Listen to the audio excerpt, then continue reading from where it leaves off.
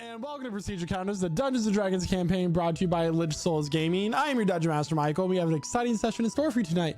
But first, we have a few announcements to get through. First and foremost, a lot of the music you'll be hearing tonight is brought to you by Midnight Syndicate.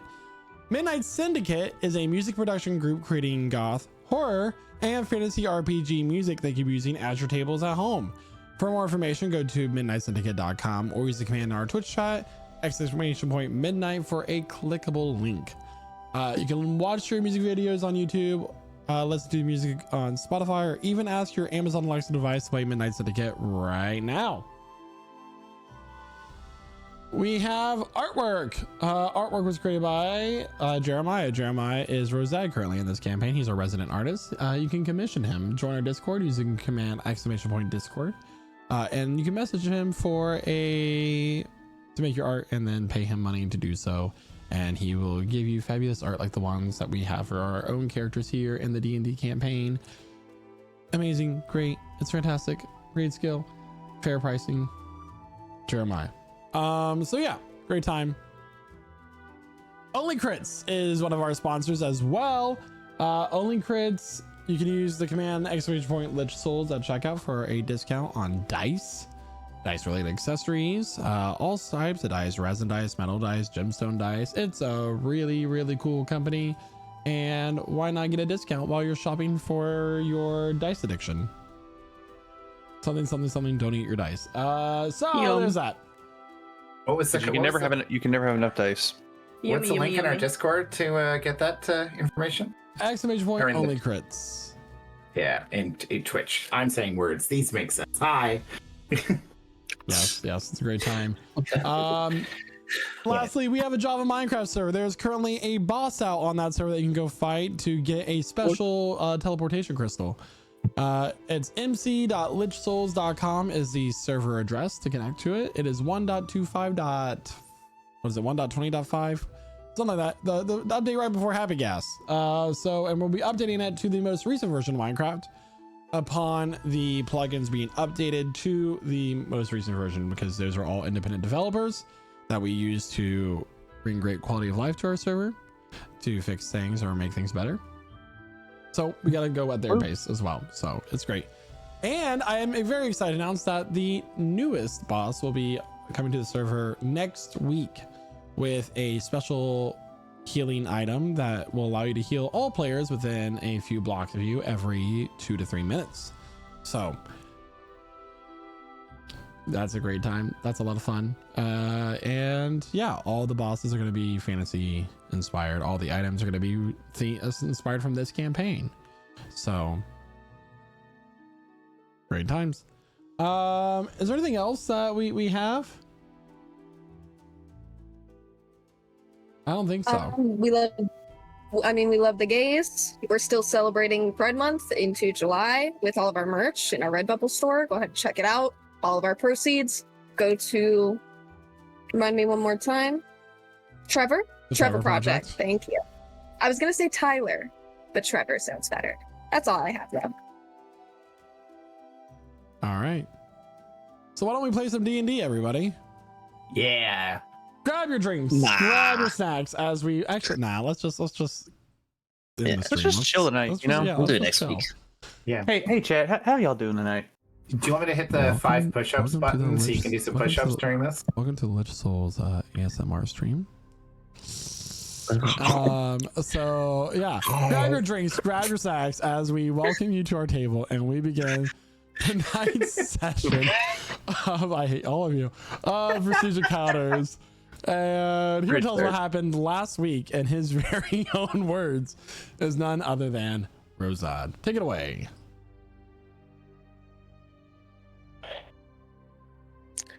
After that mess of a trial in Helia, our resident egghead decided to take a look at the mummified monkey paw we received as a reward. She deduced that the holder of the paw can make a wish in typical wishing fashion, i.e., I wish blah blah blah. But whatever you wish will always act as a double-edged sword. No avoiding it, no workarounds. Pretty fucked up.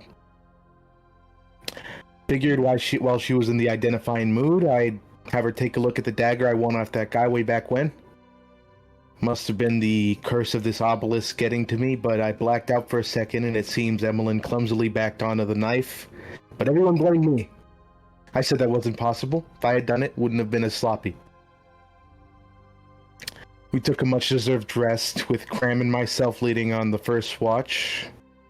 We spoke about how sad it was seeing Emmeline curled up next to Val's corpse like that. It's a rough thing to go through, losing the one you love, and the current situation around it makes it even worse. Me and the Tin Man caught a glimpse of something shiny on the horizon. We thought it would be a good idea to get a closer look in case it was something of note. Turns out it was an obelisk, or at least an obelisk-shaped thing. We poked and prodded, sounded hollow, and I insisted it might be some fucked up metal latrine. Despite that, Craum dug his hands into the dirt. Kind of gross.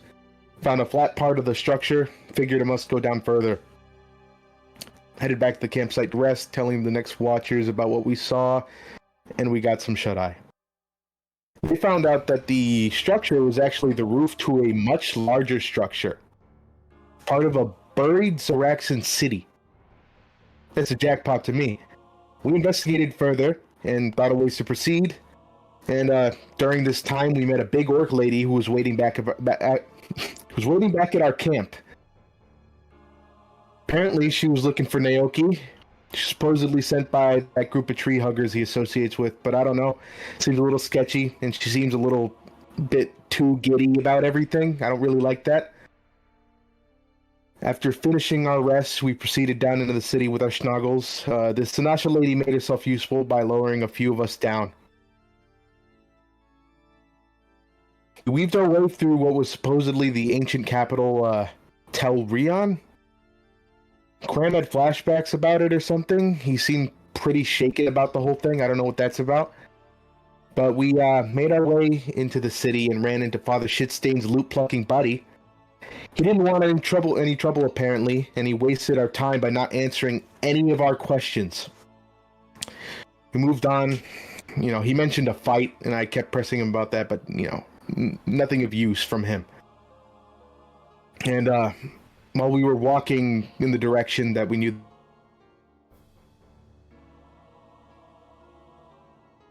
and wished for us to find our way to the obelisk, which we did. We were real close. Real fast. We could see Father Lyrcas by the obelisk with his team, and we had to figure something out. And we spent a bunch of time deliberating. Craum put on some crown off of some dead guy inside of the room we were in. And the succubus Nocera found us and escorted us down to the obelisk, where the priest decided to give us all of his divine reason and all that bullshit. And if I'm going to be honest, we were in a panic. I wasn't sure what to do, but through quick thinking, I established a link between everybody, and I asked Emmeline where the paw was. And things started getting sticky, and I decided to make a wish for Nocera and that holy oath to be banished from this place. Thank you so much, Rozan. And that is where we're going to pick off where we left off. I'm going to go ahead and give everybody a visual. Immediate visual. Danger. Sheets. Because this was all discussed last week without a visual. So let me go ahead and rectify that now. Whoa. Wow. I don't like that. Whoa. Look at him. Damn. Green. There's 4 of them now? Sorry. So They fly now. Oh, shit. I didn't do it this time. It wasn't me. Somehow the obelisks have returned. The obelisk. Somehow. So what we have here is a map made by me. Here in the middle is this very large monolith that is shattered in its middle with a rift kind of circling with a black center and green outline, giving off this green energy that you guys remember from your visions. Standing in front of it is Father Lyrcas with these 4 pillars that have crystals at the top of them with the same growing light. You all are about around this square here, and that is where you can put your tokens. There was a echo that was summoned last There was? session. He is hidden somewhere within So- 30 feet. Let that be a you thing. Behind this pillar here. Wait, how tall are these pillars? The pillars are about 15 feet tall. Okay, then yeah, he should be fine. Not 15 feet tall. They are like 30 feet tall with a 15-foot diameter. About then 10 yeah, foot he's fine. diameter. So that is where we currently are. This wish was just made to make Mistress Pyrodel and Burkle Farstone be banished from this place. As this wish is spoken, Burkle looks to Father Lyrcas and nods. The succubus that you know, with the last name of Pyrodel, she says, I know what I must do. And with a flash of light, they disappear.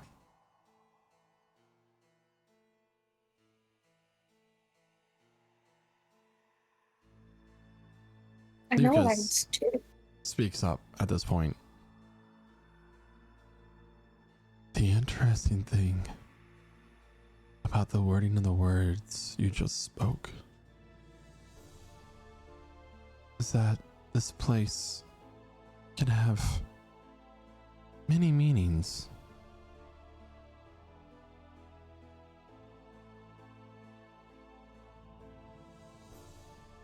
Have you ever wondered how we knew where you were?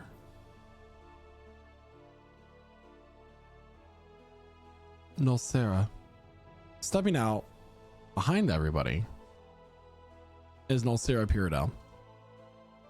Except her hair is much more grayed than you previously remembered. There are lines running from her eyes as wrinkles have clearly made their mark on her body.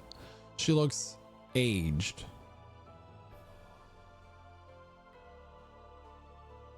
You see, your wish banish her from this place in time. You sent her to the past. And all of these preparations were able to be made for this moment due to your singular mistake. He begins to raise his hands as the light of the monolith grows much more fiercely. And everyone, it is time to roll for initiative. Not putting up with this tenant bullshit. So let's go ahead and get this going. This is why we need to be careful when we make wishes.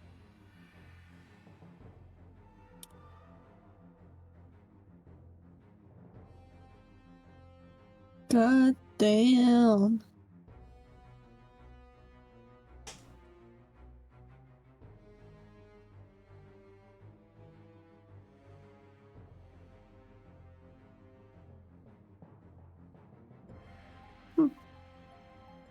Not my best, not my worst.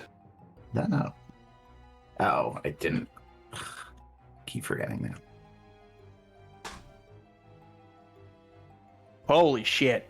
Shit, He's giant. Damn. Big woman! I need y'all to Good. chill. Thank you.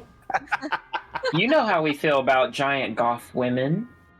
All right. Let me go ahead and get these two. Like, on you the get board. mad at us, and it's like, my brother in Christ, you're the one that's, enabling it. But only she's reappeared that we can see. Only she has reappeared that she can that you can see. Right. And you tell her she's older now, so she's official MILF status now? Like, come on, man. You're just setting this all up for us. The jokes are writing themselves, Michael.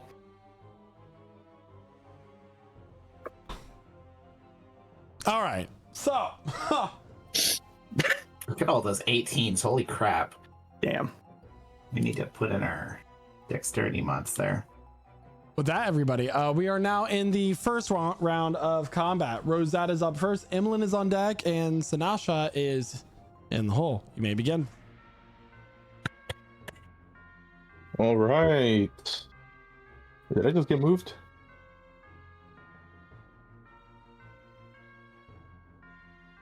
It's okay. No, I think Talia moved. Yeah, I did not move you. I did not. move. Isaac wasn't on a grid. Okay. Yeah. All right, go ahead, take your turn. 70 feet. Yeah, I'm just measuring stuff out. Oh, yeah. That's a attack against Father Lyrcas. Okay. It's a 23. 23 will hit. All right. For 11 points of psychic damage. Okay. And I will attack with my offhand at advantage due to the hold Vex on. property. He is going to, as a reaction, cast Hellish Rebuke. Okay. Can I use my reaction to counterspell, please? You may. So I need to make a saving throw. That is correct. The DC will be a Constitution saving throw of 16. Pretty please. All right. Base roll is 18, so that will succeed. He will succeed. Yep. So he will go ahead and cast that. I need a dex save from you, please. Cool. That's a 16. That will fail. One moment. Will a 19 succeed? 19 will succeed. You will take half damage. I will take no damage. You'll take no damage. All right. And I will make a offhanded attack at advantage from the Vex property. That is a 19. 19 will hit. All right. I'm going to do something silly, which is use Cunning Strike withdraw. So I'm going to subtract 1d6 from my sneak attack. So let me roll this damage really quick. That is going to be 3 plus. All right, 9. So that is a total of 11 psychic damage to him again. All right. And I will move over here with my withdraw. So that's a free 15 feet, and I will move 30 more feet this way. Okay. And that will be my turn. All right. So it is now Emlyn's turn. Sinasha on deck. Yeah, before I make any moves, can I analyze these towers? The crystals on top, are they glowing? Are That they would be an connected Arcana to? check, and it would take your action. I'd be willing. Okay. Let me go ahead and pull this up real quick. And in addition to this, Arcana check, bada bing. I'm using my inspiration point. Thank you very much. 24. Thank you. Thank you. Thank you. Let's go. 24. So the crystals seem to be some sort of mage light, or and also can be used as an arcane focus. Interesting. Excellent. I'll move behind this tower, and that will be my turn. All right. Okay. No legendary actions. Can I do my turn? You can do your turn. Excellent. So Sinasha to focus on Father Lyrcas and let out a guttural roar, which echoes with an otherworldly energy. You see sprigs of wood start to grow across her cheeks. Bodies is 17 hit, vitalized by the connection to. We have missed like half of the things you just said. Yeah. Okay. What do I do? Aim your mouth toward your mic. Yeah, okay. Anyways, so Sinatra rages. Okay. Gains 7 temporary hit points. I'm gonna. She lets out an otherworldly roar that echoes as sprigs of wood and her body, giving this otherworldly protection.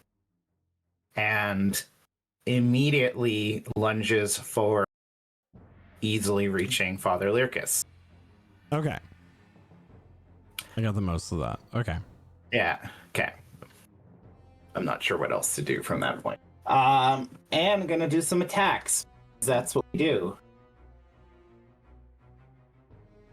So, does an 18 hit? 18 just hits. Okay. 18 just hits.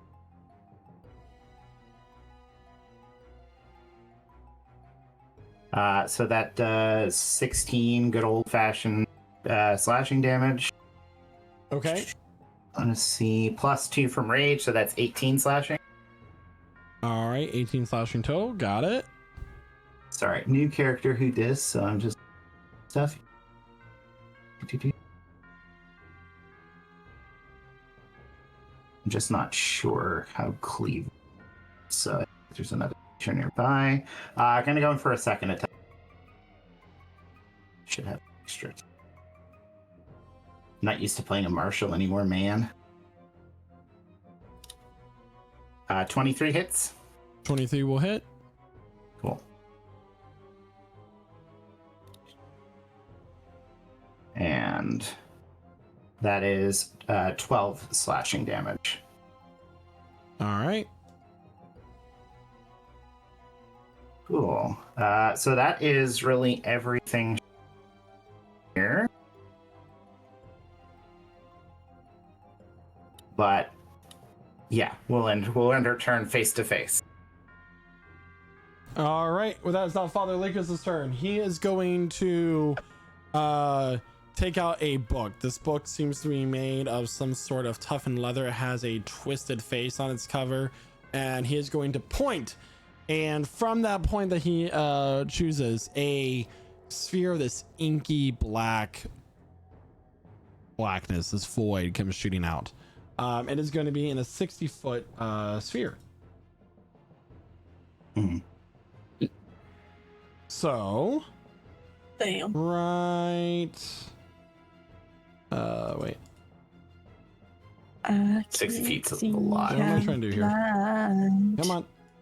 There we go. Right here is how far it's gonna reach. For those of you who are in this, which is everybody, you hear this shrieking, this nonsensical words being spoken. It starts to get into your brain. You hear laughter, and it's like this maddening sound. And this is, by the way, magical darkness, and nobody, even if you have dark vision, cannot see inside. So you're all considered blinded. Great. Nice. I'm blind. Great. Huh.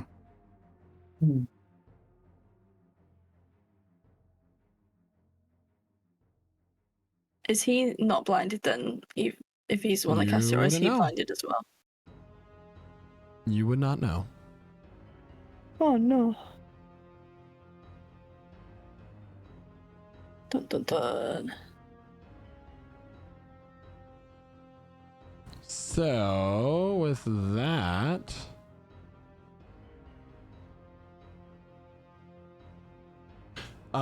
he is going to end his turn. Naoki, at the start of your turn, I need you to make a wisdom saving throw as you're starting your turn in this maddening darkness.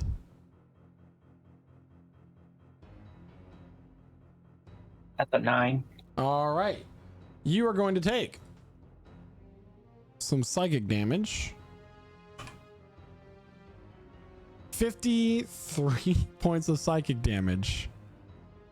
Wow. Me, I guess. What? What Okay. the fuck? Oh Shit's my getting God. real. He's down. He's I'm down, yeah. sorry. Down. Naoki just has blood start to pour out of his eyes and his nose and his ears, and you don't see it, but you hear someone collapse nearby.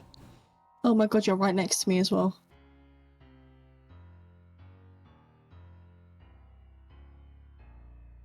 All right.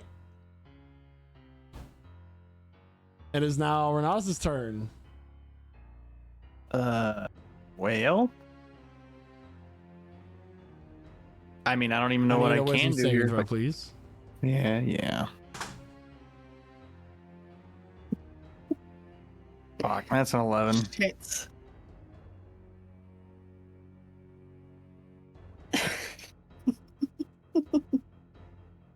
A lot better. 28 points of psychic damage. Hey, we take that.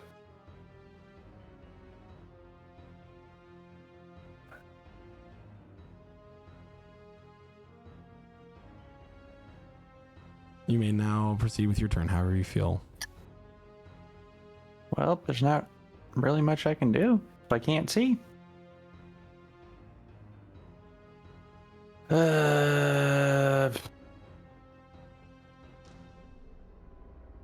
I really the only thing. Wait, can I even hit from here? So I kind of threw all my plans out the window here. Oh, cool. And I don't know that. I don't know that she's in the way. Yeah, I literally can do nothing here. All right. Except stumble around in the dark and hope you I can don't hit one of my move. friends. You can still move. Okay, and then what? Figure it out. I don't know. Pray. Okay, You know you're- I'm you know gonna. you're in I guess darkness. I'll move to where I think my echo was at. I mean, you would still have a rough idea as to where people are when the darkness, because nobody has moved yet. Okay. Like, you're not a dumb character. Well, yeah, but Just giving you some clarifying information so you can make the best guess you got. okay. Yeah. Then I'll move. I'll move to. How far can I move here?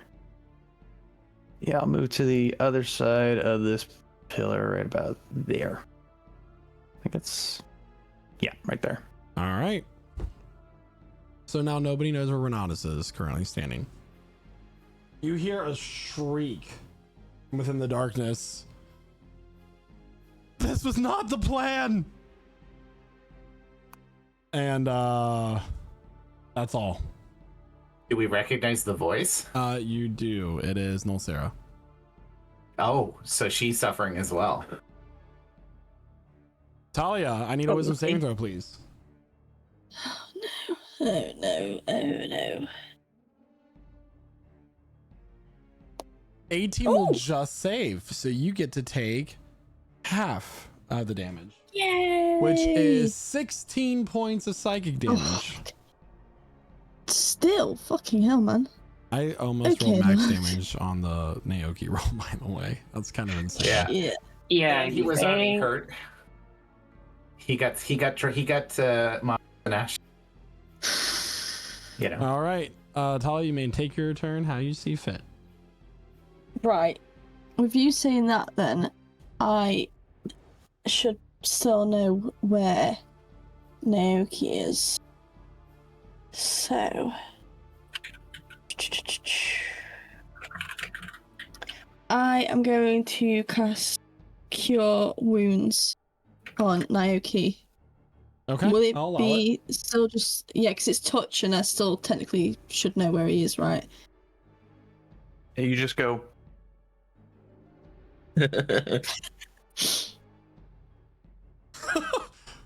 I'll allow it. 11.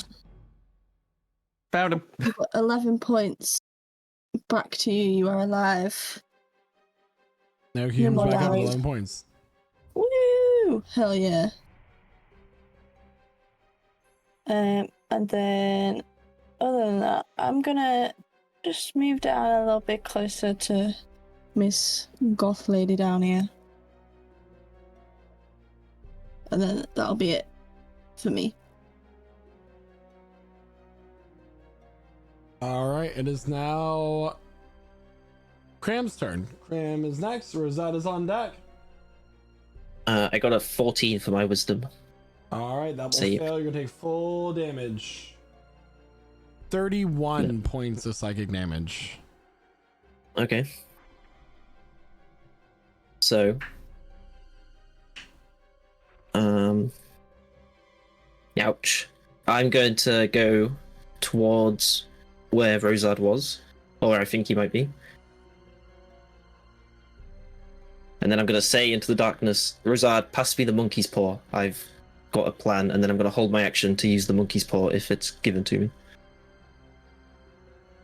Okay. That'll be everything. Rosette, it's now your turn.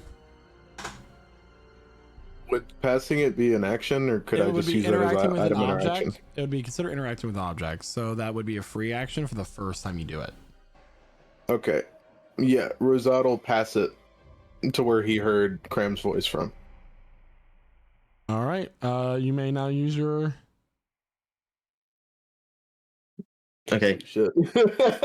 I wish for the power and knowledge on how to destroy the obelisk. Okay. I'm going to DM you while Rosette takes his turn. Rosard, I think, needs to make a wisdom save as well, just so you know. Sorry.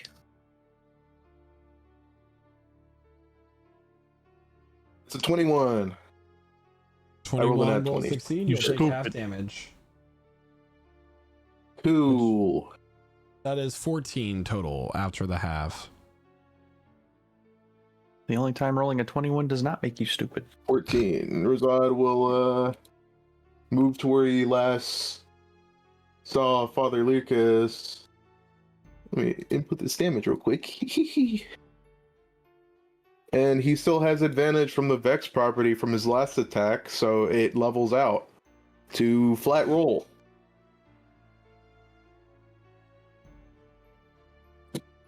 Which will be a 27 to hit. It misses. He is not there. He's not there. Oh my goodness.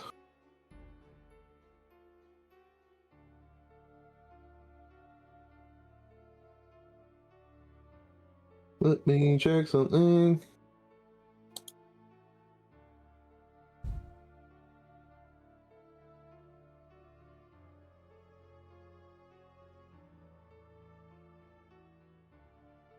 Would I... This is a question. Would I have been able to hear him move? So that would require the search action. So it'd be a perception check to see if you could make out where he was. So basically, let me tell you the effects of the spell. Magical darkness spreads to a point that you can choose within range to fill a 60-foot radius sphere until the spell ends. The darkness spreads around corners. A creature with dark vision can't see through this darkness. Non-magical light, as well as light created by certain spells or lower, cannot illuminate the area. Shrieks, gibbering, and mad laughter can be heard within the sphere. Whenever a creature starts its turn in the sphere, it must make a wisdom saving throw or take 8d8 psychic damage on a failed save, or half as much damage on a successful one. So you can still hear, but it does require that you use a search action to do so. Okay, I wouldn't have passively been able to hear where he was, where he moved. Not in this case, no. Okay. Alright, I mean, can't really do much else here then.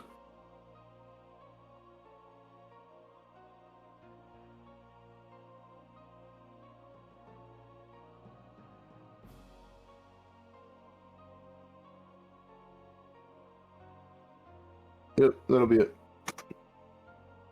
All right.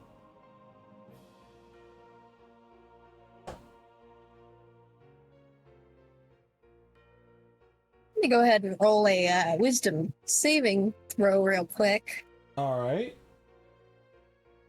21 21, is a success. let's You will go. take 20 points of psychic damage, as the Ouch. total was 40. Yeah. Ouch. Ouch. Okay. You know what? We take that in stride.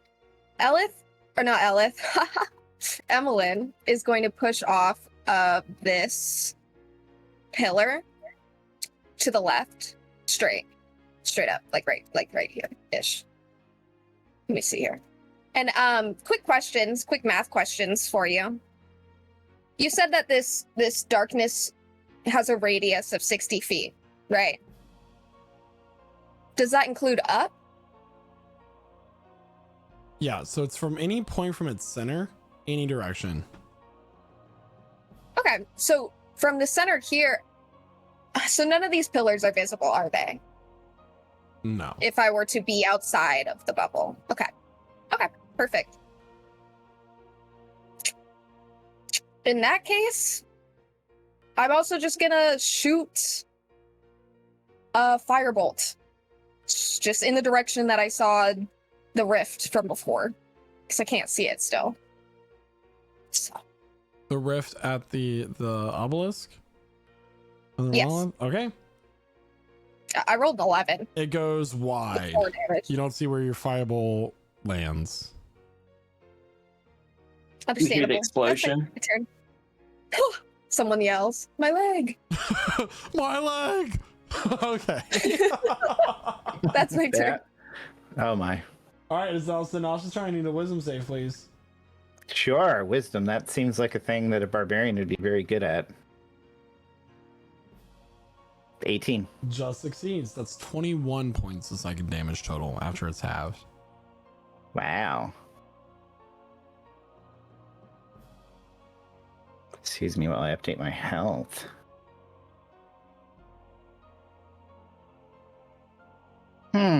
So, same thing. Is he there, or does she know he's not? Like, You would have to be make able a to search reasonably. action. Yeah, but like, if I swing my axe, he's obviously not there. He's not right? there. No. Like, if she were to like move forward into his position, like, there's no indicator he's. I would just have to do my attack and hope for the best. Mm-hmm. Okay, well, she'll swing at the air to start. Does not come in contact with anything but air. All right. Cool. So, knowing he's not there, so there's these like weird glass obelisk things, the little mini glass things, right? Do those seem important? You can make an Arcana check as your action. They look shiny, right? They are shiny, but you can't see them. Yeah. Well, she's probably got enough movement to like meander to one and use her second attack with it on it, right? You know, uncertainly, the psychic roars going through her head. Such a thing again. Give me one sec. Anytime I get excited, it cuts me out. So Sanasha, completely frustrated by the fact her first attack did nothing, is going to take an attack at one of these glass things. Okay. So, yeah. What do I do? The pillar, because they're like 30 feet up in the air. Okay. Yeah, the pillar's fine. All right. Go ahead and roll to attack. Yeah. You can't hurt somebody, you can just break things. Does a 20 hit? 20 just hits. Okay, 10 slashing damage. You feel your axe do a bit of damage to the pillar. Does not come crashing down. Okay. And then she's gonna move on from there. I have enough movement to get here because she's gonna meander out basically. I have 50 feet of movement, so. All right, so you're out of the darkness. All right. And Sanasha, in getting a little bit of control. There's a limit to this. It's not everywhere. Obviously. So when she turns around, it's just a giant black murky sphere. Yep. And it's dead silent on the outside. Yeah. Okay. Then I can't see anyone, and I don't have any other my turn, so that's it. All right. It is now Father Lyrcas' turn.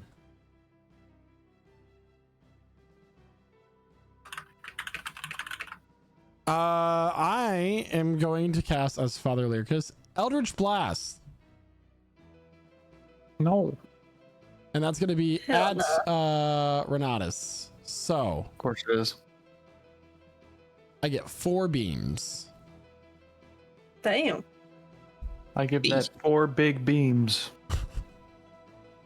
Renatus does a 26 hit. Yeah. Does a 25 hit. Yeah. 24 hit. Yep. Last one. 25 again. No. For each of those hits, you're going to be pushed back diagonally 10 feet. Well, I'm not gonna go very far. Unless it's gonna start pushing me into the pillar. Oh my god, 14 total points of force damage as you just feel one after another. Oh my god. I mean, yeah, cool, sweet. Love low rolls. So you go up against the pillar there. Which would look really brutal if anyone could see it. Just one after another. And Jesus, that's terrible. That will be his turn, I guess. Excuse me. Oh, sorry. He's going to use his bonus action to use his indestructible life ability, and he's going to regain some hit points. But I'm the only one who heard him. Did the darkness disappear? I'm confused. I'm sorry? Did the darkness disappear? No. Okay. The radius disappeared. I'm just... I still see it. Oh, I don't see it. I can redraw it if you like. It works. And you weren't the only person who healed him. I heard him, by the way. All right, let me go ahead and redraw this. There we go. You see that? Yep. Cool. All right. It is now Naoki's turn. Nal's on deck. Can I live? You what? Oh, you need to make a wisdom saving throw. Can I live? Can I live? No, I cannot live. No. Naoki's you are back incapacitation. down. Yeah. He's gonna build his stats up today. Damn. I just healed you, bro. But now he doesn't have to make a death save. And Stop healing me, bro. All right. So that is Naoki's turn. It's now Renatus' turn. Okay, cool. Well, let's see here. Huh.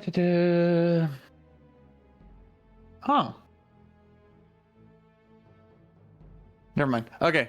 Well, now I can actually do something because I kind of know what direction he's in. I am also gonna hit him with an Eldritch Blast in the roundabout direction that those ones that just came after me were from. Okay. And I'm assuming this is gonna be with disadvantage. They will be. Yeah, I figured.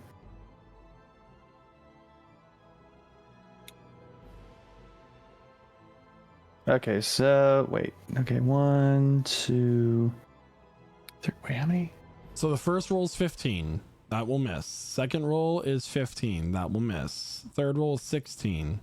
Wait, how many rolls? How many do you get? I think I get 3. Wait, hang on. Or I might have. I think I rolled it. You get 2 beams. I get 2. So I don't know So you why it miss does both. that. Cool.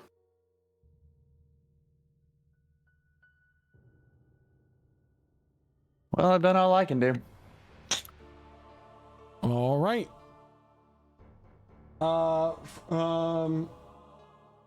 Lucera. Never mind. What?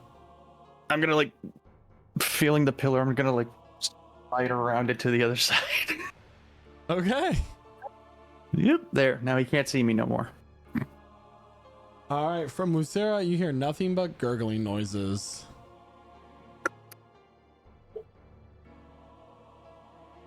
Talia, it's your turn. Let's wisdom save. Fuck. Damn. Oh, wait. That is 49 points of psychic damage. Yikes. Damn. Also, I bro. got a 15 for mine. I completely forgot to get my 24 wisdom. points of psychic damage. 49. Wow. Are you still alive? Yes. Okay. This is Okay. bad. Right. So, obviously, I'm right next to this woman down here, and obviously, I know the sort of general direction that I've gone in, but because I can't see her, if I use my my longsword to try hit her, will it be at disadvantage or will it be normal? So, are you talking about Lucera Paradel? Is who you're trying to hit? Yes. It would be with disadvantage. Disadvantage, But right? it actually would be a straight roll because she's currently on the ground. Nice. Just prone.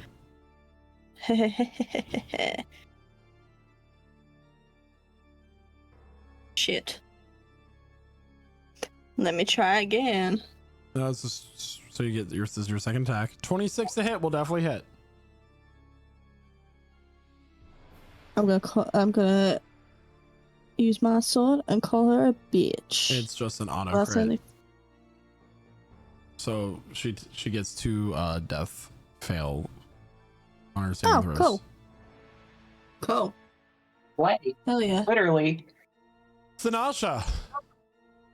The obelisk begins to shake as the vortex is rapidly spinning around it as you watch as this orb of blue light goes flying into it. Oh no. Another soul.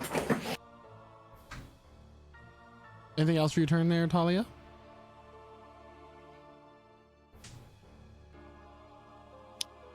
I'm gonna move back up again in the sort of direction I think Naoki was, but I can't do anything in the minute. So that'll be it. You're just gonna trip on my corpse. All right. Yeah. Oof. Cram. It's your turn.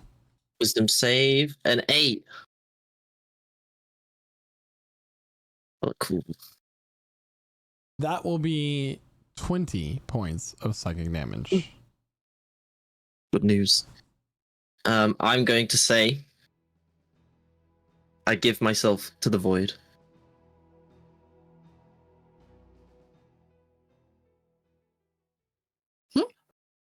Huh? Huh? The ground begins to shake Oh boy. and shudder. I'm gonna roll a con save real fast. The shadow, the mounting darkness goes away as he loses concentration on his spell. You watch as Cram goes. You watch as Cram is standing there saying these words, and he goes flying into the vortex within the monolith. The fuck? No! Yes. I'm dead.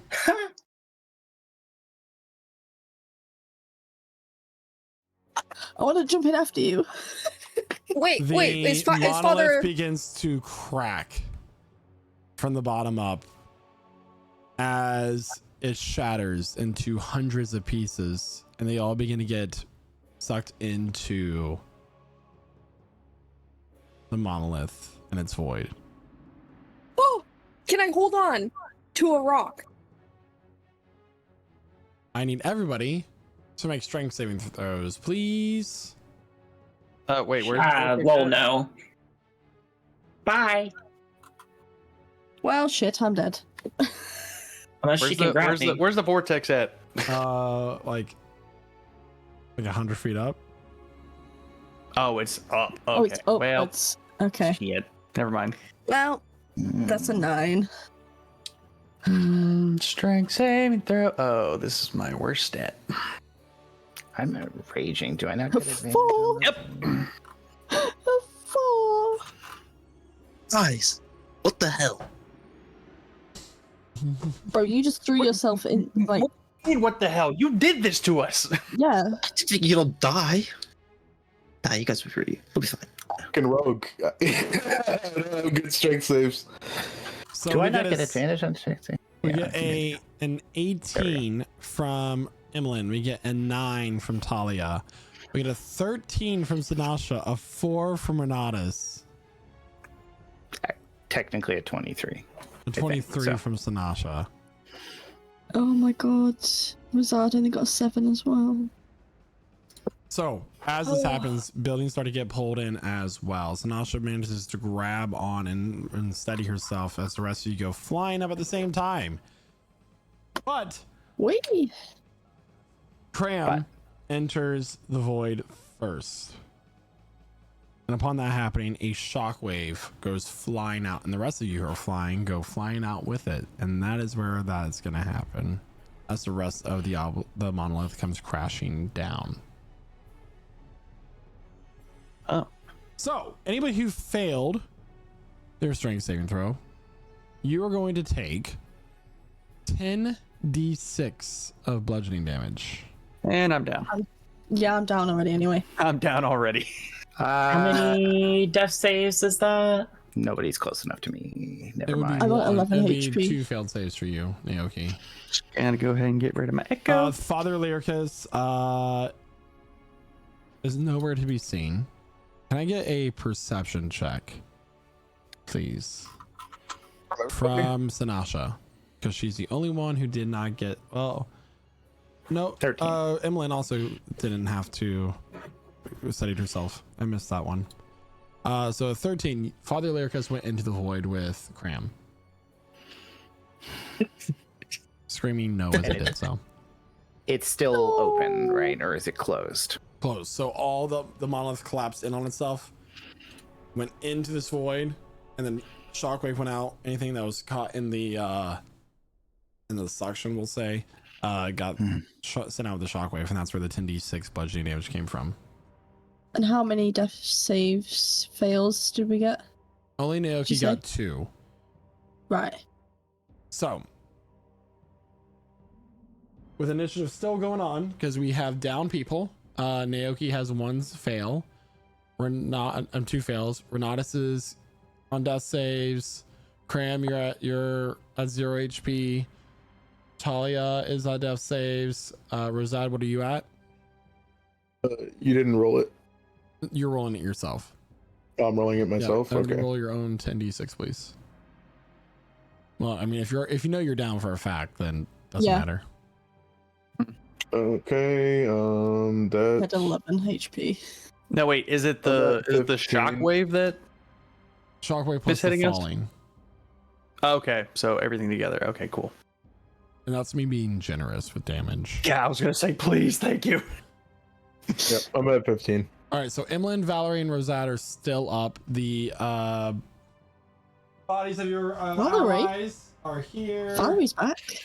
No, the Valerie is Not that. Valerie, I mean Whoa. Renatus. Oh, I didn't change the name on the overlay. Oops, my bad. Okay. Valerie, you're here. Sinasha, Am I still Oh my Valerie? god. No, you're all right. Anyway, Okay.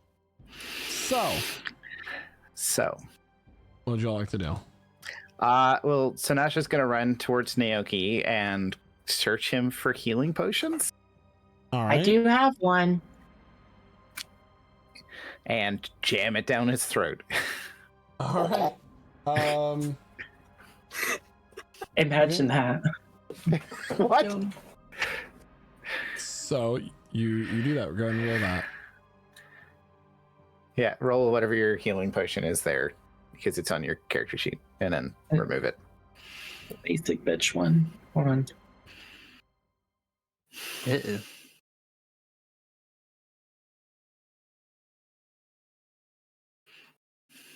I would also like to.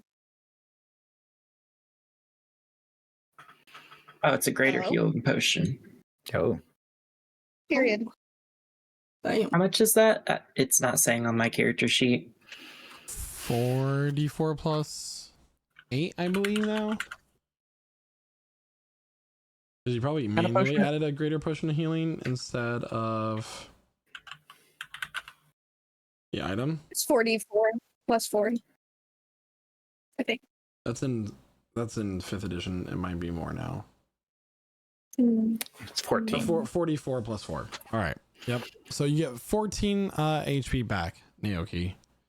Yeah. Emlyn, what are you That's doing? the I was going to do the same thing that Sinasha was doing, but with Talia over here. I Okay. don't have a healing potion.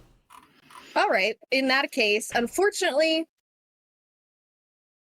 I have the only health potions I have on me are those no. maybe health potions. Oh no. Hell no. You remember those Hell no. bad boys? The Oh, no. what health potions?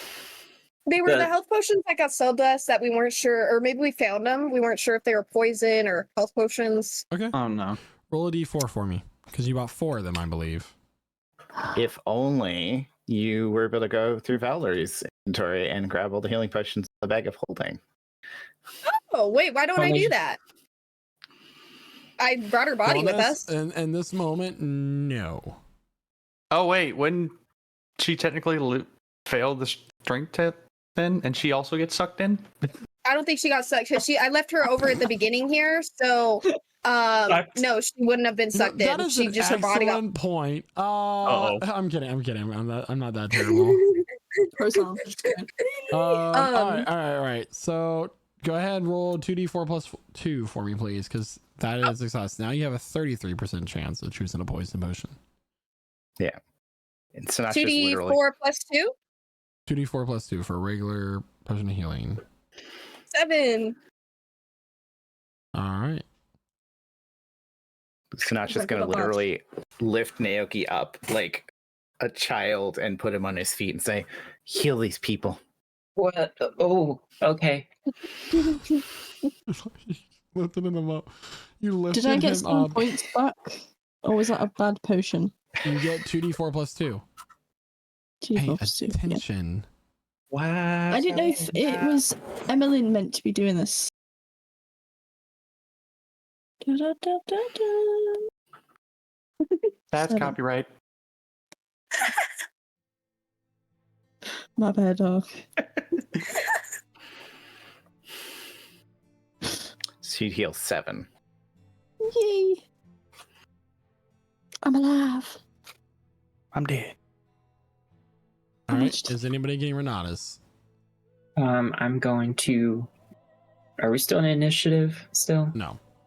Wait, does anyone Okay. even know I'm back here? Stop making the situation worse for yourself there, Renatus. Yeah, you're right. Yeah. It's like, for some reason, Evelyn just really wants to kill Renatus after Valerie's body goes flying into the portal. Nobody can Well. actually find the guy. Well, anyway, Naoki kind of like stumbles over and like casts Spare the Dying on his corpse. So he's no longer dying, but he's still down with 0 HP. Correct. Do you not have anything that can actually heal? I heard most druids are like good at healing people. But, Yeah. I like, can heal him. okay. Also, the robot man is missing. The mechanical. We'll worry about that in a second. Mm-hmm. Okay. And he like puts his hands on him, casting Cure Wounds. Okay. Roll for Cure Wounds, please. I already did. You get 12 back, Renatus. Woo. Preach.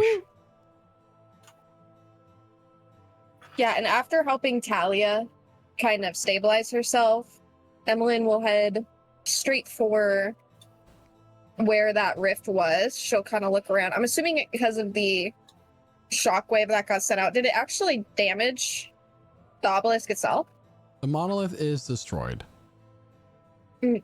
The monolith was destroyed by Craum doing this. Okay, so it's just like ruins. Yep. Is Nulcira dead? Yes. Okay. So You no longer feel the drain of vitality. By the way, your max HP is reset back to what it was prior to you taking the deductions every day, or the days that they were triggered. So you may fix that and add that to your health pool as well. do any of you have that thing you were making wishes on? We can maybe bring him back. He was the last one that had it. That's how. Oh, I'm getting sick. Emmeline's just gonna kind of like turn her back and kind of pace around in circles. Okay. So he's gone? Shit. Is it gone? Well, what was on the other side of that thing? I don't. I don't know. Congratulations. Congratulations. Not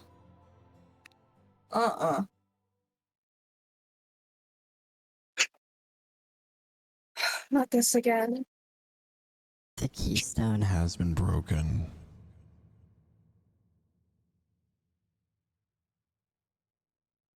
A trade-off in power.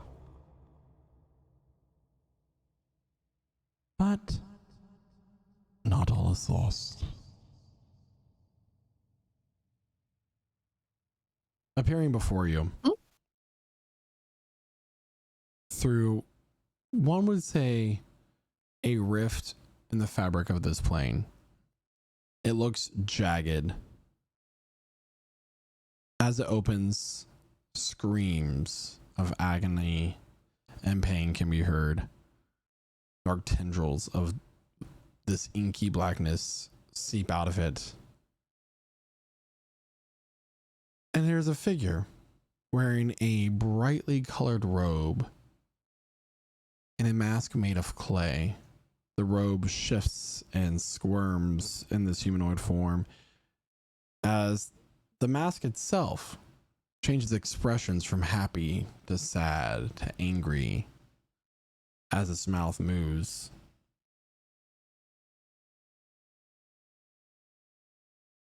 Rejoice.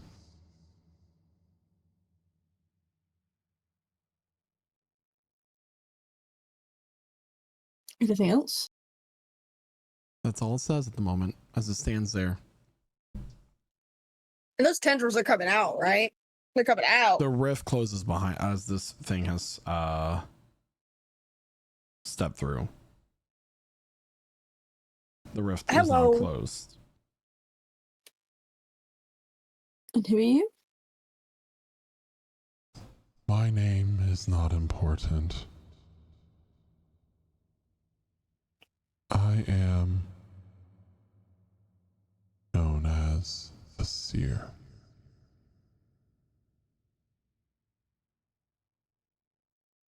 I am here to tell you upon his return, he will return to this plane of existence. He will destroy all that you know. And they will reclaim this world and return it to the void from whence it came.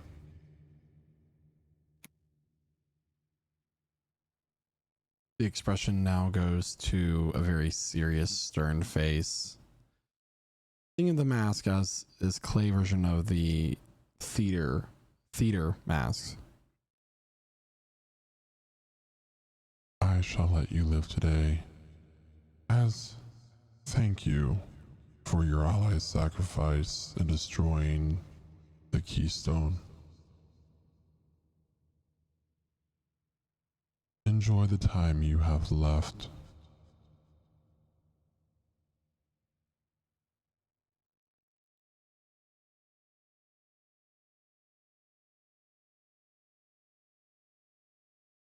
What would you all like to do? It's me the way we're This- still gonna die. I'm sorry. Just return this world to the void? What are you talking about?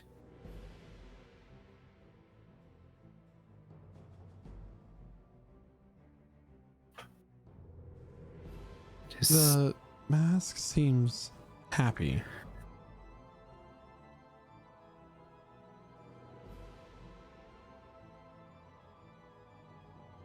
Just some portent of doom? We saved whatever we did here today just to make things worse? Look, that doesn't make any sense. He'll come back, is what I'm understanding, and that it's an inevitability. Who is he? Is it the one I'm thinking of? Oh, no, like, They will arrive one at a time. The monsters of monsters. The devourers. so what you're saying is we need to kill these monsters to save the world, right? That makes sense? Nothing can stop them. The chains have been broken. There's always a way, isn't there? The seer will wave their hand, Mm-hmm. and you all are transported out of here. You find yourselves Wait. back on the surface of the Badlands. Your belongings, your schnoggles, your corpses with Yes. Yes. Yes. That's technically your belongings now, because, you know. Have me Just not a stress for a person. second. Mhm. Is the sun out? Is it beating down on us right now? you. It is early evening at this point.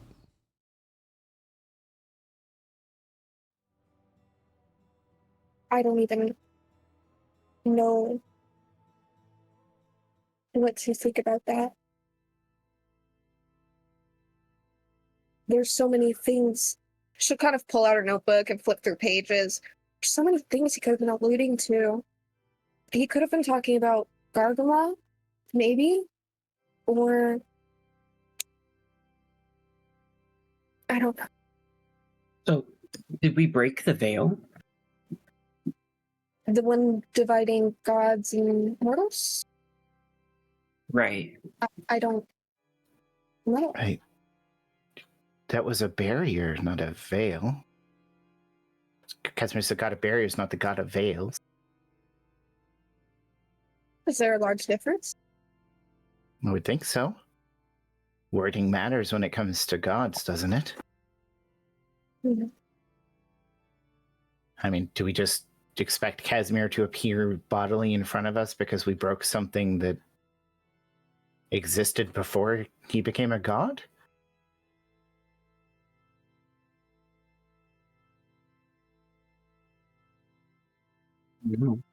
I'll need to think on it more. This is all We too do much. still have something we need to do. We have a lot of things we have to do, don't we? I mean, Naoki has things to do. Well, yes, and one of those things would be to what was it? Steal the core, Steal the core from some tree the thing. dragon worm city. Yes, their main tree. Drailworm. Why are you stealing something from Drailworm? Well, We made a deal. That's Had why. to make a deal. Just a simple trade. that's how we got out of the earthen realm. Super simple. You made a deal to steal something? That doesn't make any... What? I feel like Desperate it's pretty times. straightforward. We steal something for somebody in exchange for something else.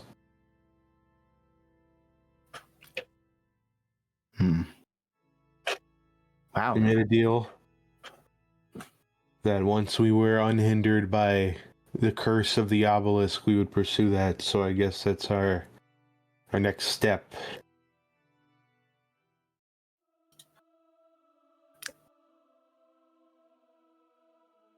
I mean, the punishment for it was what? That you would He would take, kill people we love or take them? yeah, he would take our loved ones, he said, even if we Yeah, didn't have like- any. But I don't know. They probably can. So, who's gonna kill your loved ones for not stealing a core from a tree? What? I think this needs some explanation. Like, do you have like a chart or something of all the crazy stuff you've been up to? I mean, Like I'm some kind of I nerd or just have something? my journal. I mean, she's that kind of nerd, I assume. You I look have like some. Name it. You can look at these diagrams. I sketched out. It's very rough. My portraits need some work, but this is contrast. She'll kind of turn the book for you and point to what could be the equivalent of a stick person on the page. I'm not really the stealing kind of person, so yeah. I mean, Naoki still has to help me, save the grove or check on the grove or whatever's going on there. So he's got a job to do. You've all got something to do, but Where is this grove? where is this grove? Dungeon Master. You were told that the area that you had to steal the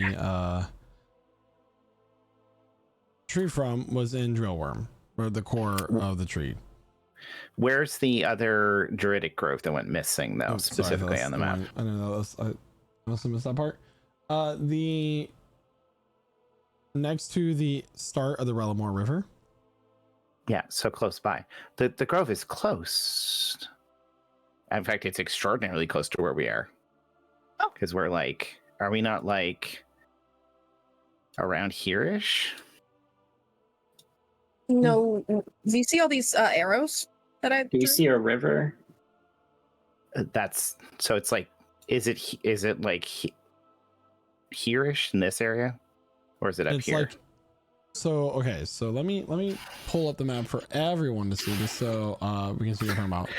So where the arrows are pointed and the start of the Relamore River in that general area. Okay, so we would need to cross the mountains. You would. It's on the other side of the mountains, but we're close, so how would one normally get there?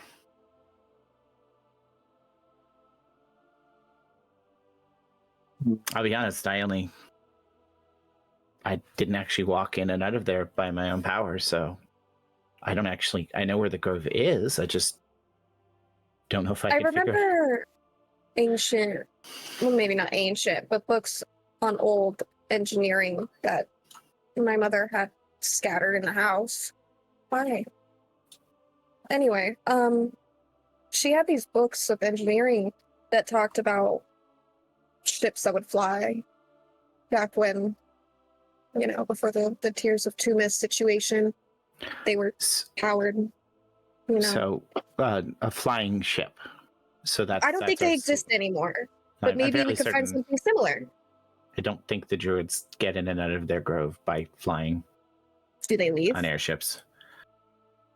They could fly, maybe, if they knew how to wild shape, but Turn into birds, and some of them can move through trees. That's a thing. It's very rare, but Strange. so you've got to go to Drailworm, steal a thing, not get killed. I assume. Is it Correct. some? Mhm. Or your loved ones die, which you seem to be kind of part way there. What do you mean by that? Well, adventures. Everyone has tragic backstories, Look, right? Except All for right. Emily's just gonna kind of kick the sand a little bit and Let's just go check on your stupid grove. Make sure everyone's okay. Let's And then we maybe have to- rest first. I'm kind of tired. Yes. That's looking around. I mean, did we just get sent back to where we basically were before we had gone into the underground city? Or are we kind of in a new Make a area? survival check. Period. I'll I help. help her with that. My survival is top tier. There's really no need for us to worry. Oh It's not a- god. Oh god. Are we just rolling individually that if we're not doing an advantage? So generally, the person I tell to roll would be the one Yeah, I that's know. supposed to ask the questions. So Yeah. I know. 11 is the roll. It is. You definitely know this is not the same place that you entered into the city. Go ahead and make a perception check as you kind of scan the area. Boom. Can Sanasha help with that? 'Cause Yes. She. Okay. Okay. With an Relative advantage, So 16. you're looking around throughout the horizon. You're smelling the air. You're trying to gauge the direction of the wind. You smell salt in the air, actually. Hmm. Smells like. Strange. It smells like the ocean. You're near the sea? I mean, presumably. And from what you're seeing, you would guess that you're somewhere along the western side of the Badlands, close to the Widow's Bay. Interesting. Oh. So we're not where we once were. That's not good. So we're even not bad. further away from the grove now. Hmm. Potentially. I believe a decision has to be made. We Well. can rest, maybe think on it, and it is prime time for travel, however. Oh, well, it will be in a couple hours.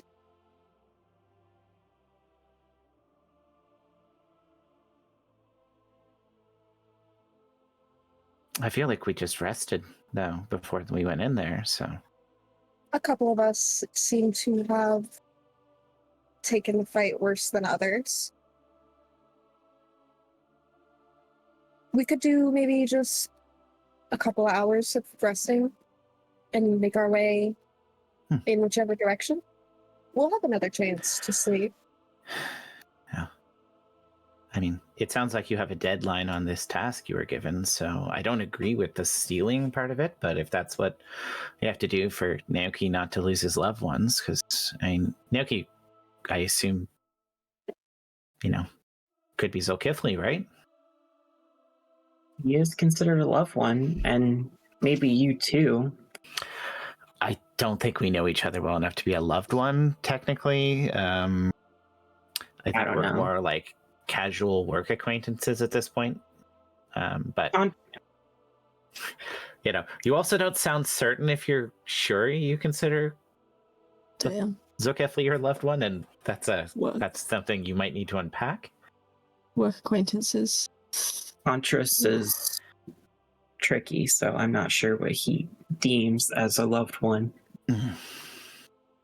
I mean, if you consider everyone in the grove your loved ones, then we're gonna have a lot of dead people.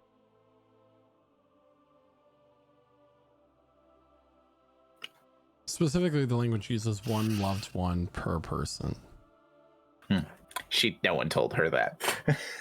I'm just reminding the players. I think it was also clarified that if somebody doesn't have loved ones, it will be transferred over to somebody who still does have more than one.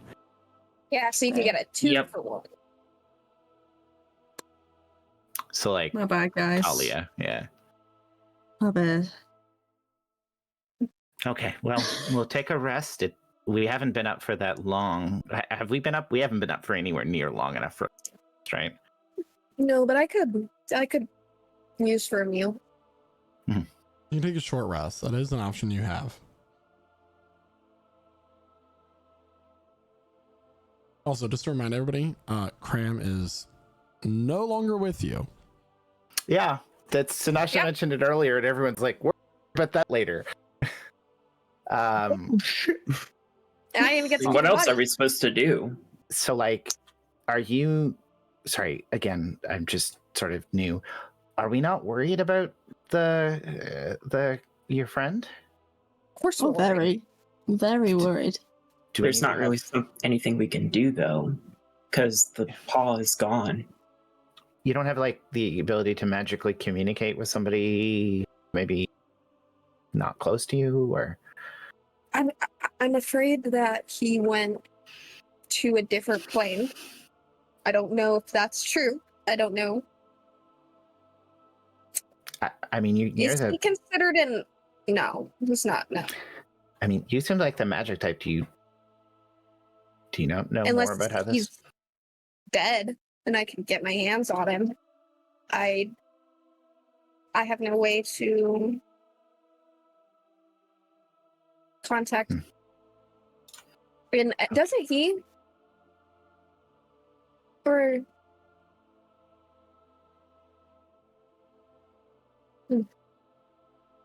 if he does, he'll. Question for the DM: was it ever actually explained where the souls that got absorbed into the obelisk go? No. Okay, I figured. Valerie had a way to reach out to him if he was on another plane, but Yeah, Felicia didn't die. Yeah, that's Yeah. crazy. Yeah. Yeah. Just rub it in there, why don't you? I am the one who's suffering the most. Actually, I'd say you're, suffering the least of all of us. I know, I'm just messing with you guys now. It's great. Bitch. Wow. Wow. So you all set up a small little area to rest the next couple hours. Roast some meats. Does it go okay? Oh, nom nom.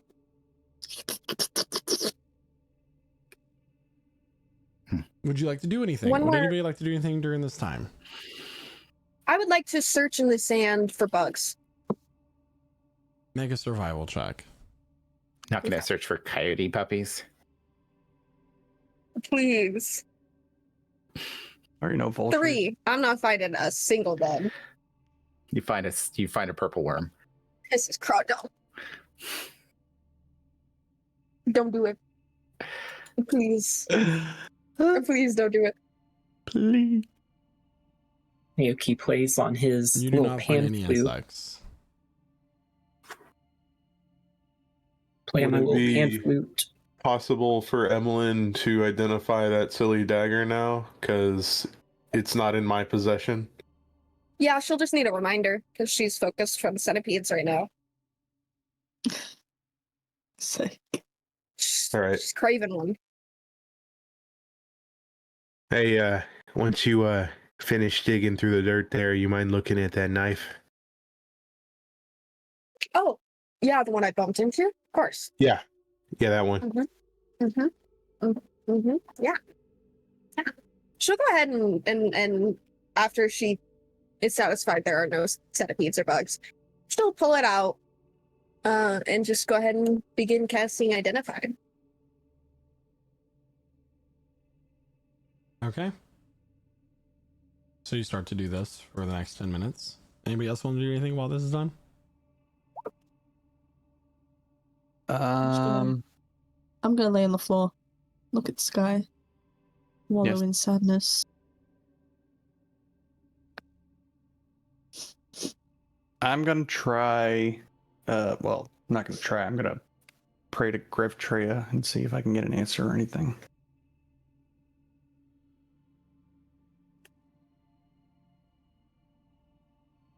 Make a religion check, please.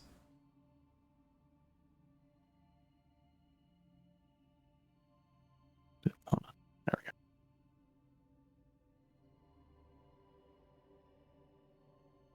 You do not get a Wait, response. wait. Wait. I have a thing. Where's the thing? I can tell you that with the thing, you're not gonna get a response. So you don't have to expend a resource.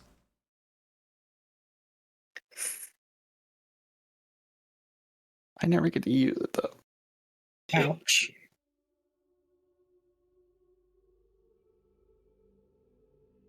It's just a sad day. Naoki's just gonna play on his little pan flute for Sanasha, Emlyn, and Razad. Sanasha's going to spend time rehoning the edge of her axe. Just sharpening it up.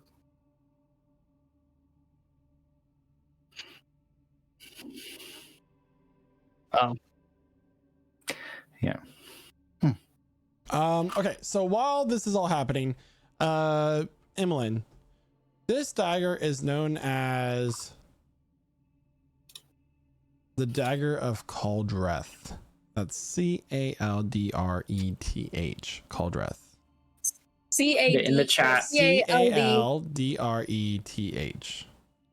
Tracks you. And it's the super sickest, coolest dagger ever. It's a +2 dagger. Pretty good. Anything, that's all I get from it. It's pretty good otherwise. So if item has like a certain curse about it or anything, that's not revealed through identify. Sweet. Emlyn will go to hand it back. There you go. It's just really great. Looks fine. Oh, there pretty is sharp. one last thing. This, upon using the command word, can inflict poison on people. Ooh. That too. It can inflict poison upon people with a command word. I don't know if it has one. That might be poison. something we could play with. One who's attuned to it chooses the command word upon attuning to it. There we go. Oh shit! I couldn't attune to it last time. Uh-oh. He maybe didn't Now try. that you No, I know did. what it He is. does, so to clarify, the dagger, you sometimes have to know about an item to attune to it. Just focusing in on it, it takes conditions. Some things have conditions.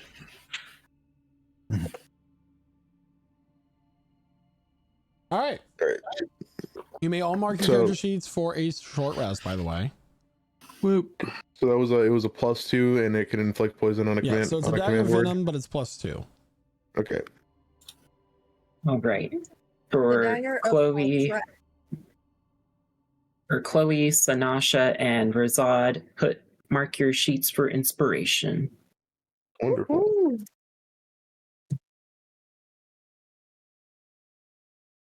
Oh, that's huge.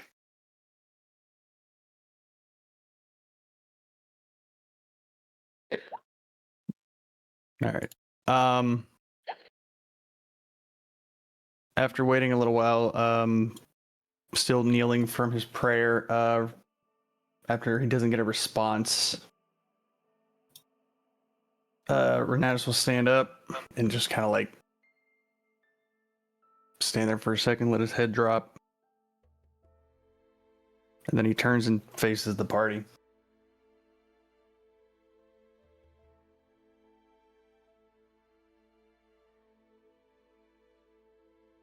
Afraid that I've been dishonest with you all.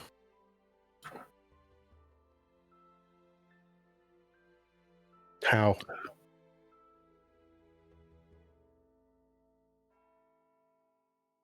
When me and Talia fell into, was it the what's it called? Is it like The castle or palace something? tower. Yeah, the palace tower. Yeah. When we fell into the palace tower, I did find something up there. What was it? And he'll reach into his breastplate and pull out a journal. Did you take it back from Craum? I did.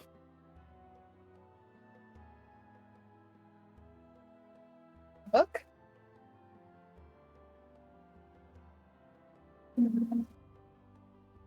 That's okay. This is okay. It's a book. What's going on? Everyone's gonna kind of like peek at this book. It's just a normal journal. But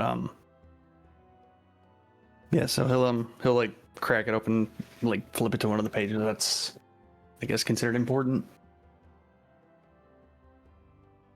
and start reading through the pages, especially the ones specifically that pertain to Craum.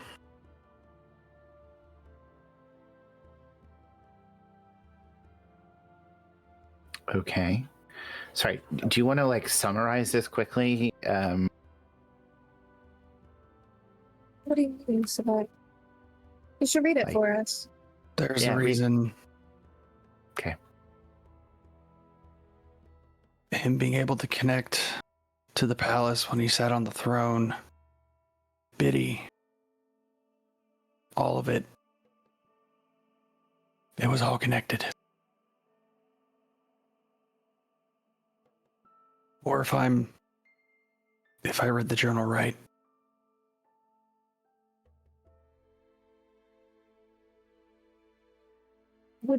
Craum contained the soul. What was the ambassador's name? Would you like me to read the journal? Yeah, it'd be easier for you. All right. Yeah, I mean, we know he kept being called the ambassador, so let's. Because he was the ambassador. That was what we assumed. So, okay, let's. To make things easy on Renatus, he'll read the journal. Month of the Crying Sun, 5th day, year 231 of the Hertholian dynasty. The monolith existed long before our founding members settled upon this lush land, rich with resources and unlimited potential within our grasp. The monolith hummed with magical power, allowing us to further our technological research far beyond the ages of the surrounding nations. We quickly became a dominant force on the continent. Every kingdom is composed of primitive barbarians with no more than trinkets to defend with compared to our prowess. Every lord upon this land faces a choice: surrender and become servants, or be slaughtered upon the landscape and mere splatters upon the wall. Month of Bizdal's Gaze, 28th day, year 233 of the Hertholian dynasty. We are facing more resistance than we anticipated. We have unlimited resources, yet these liege lords resist our forces. Do they not see their own demise? The ability of these barbarians to process logic is lacking. A political solution is needed so our forces can be spread to maintain order amongst our new subjects. Our emperor, Vanthurth Hortholio, has decreed a training center for the children of the high-ranking noble family shall be founded. They already have the upbringing for etiquette and just needed the final touches to become our ambassadors. Month of Sowing, 14th day, year 241 of the Hertholian dynasty. Our conquest has come to an end, and even with the dwindling birth rates, I predict that a golden era of prosperity is among us. Our military has uncovered 3 more smaller monoliths across the region. I shall name them obelisks, and perhaps we can finally unlock the true potential of our already great empire. Month of the Spirit, 8th day, year 256 of Hertholian dynasty. A Zeraxian child has not been born in 15 years. The people grow restless. The Zeraxian Empire cannot continue to prosper if a solution is not found to maintain our legacy. I feel thoughts coming into my mind as I sleep here at my precious slab. The last-born child of the gracious Kupros family and of our nation is being sent to me next week. I have been given permission to utilize him however is needed. Month of Rebirth, 31st day, year 1 of the Arsenian dynasty. Old? Yes, I am. I am the only great mind in this empire that can save us all. I have found our solution. It required me to eliminate the Hertholia family and its many members. Even the children pose a threat. The monolith speaks to me, and it told me what I needed to do, and I am now Emperor and Researcher Supreme. The monolith has given me a solution I needed. Craum is a fine subject for my research. He has done well as an ambassador and does Gaseous Cooper's family a great honor. I have discovered a way to transfer the living soul to a body made of wood and metal. Our empire is saved. Craum will be the first. Date null. The Zoraxans have been saved. Our empire's fall was avoided, and our people rejoice. The obelisks continue to receive power and have been protecting our nation from the undead. They are calling me the Immortal Emperor. I will continue to push our researchers to fully power the obelisk. I'm a genius that saved a nation. Date null. The monolith is about to be powered fully. It is happy with me. I sit in darkness and its inky void. I stare upon my books on my shelf in the tapestry of Astaria and feel the weight of the oblivion staring back at me. Date null. I know what I have done. I know what I must do.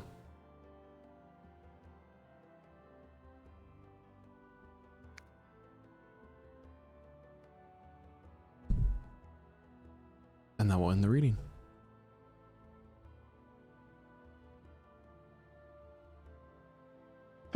Cram A? Is that what that says? That says? Wait, Yes. our Cram? Yes. So he was the first. Yes. And That is also how he got his name. they shortened his Grangaku. they shortened his actual name as respectful. Like that sounds disrespectful. Well, the one that created him did not seem to care about respect or anything. I'm confused on what you were hiding from us. Is this it? The book? These swords? I mean, so they were using this as a power source, this thing?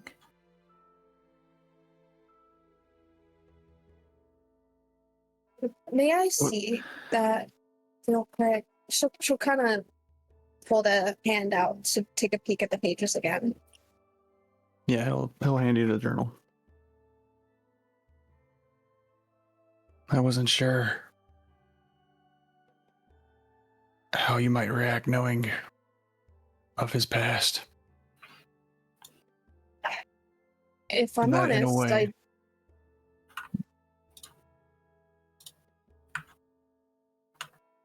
I never expected them to be benevolent. You know, we don't know much about them. From my understandings, they were very technologically advanced. Until they hit a wall, which seems to be described a bit more clearly here. And if he's the first, I wonder if that has something to do with why he woke back up. Well, also, doesn't this seem to imply that their emperor knowingly led to their own destruction? Did he not Yes. walk them into their deaths? It does seem that way. It seems that they desired for everyone else to do the same, including those who were not Zoraxian.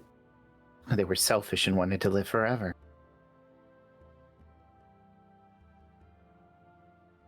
And that is where we're going to take our mid-session break.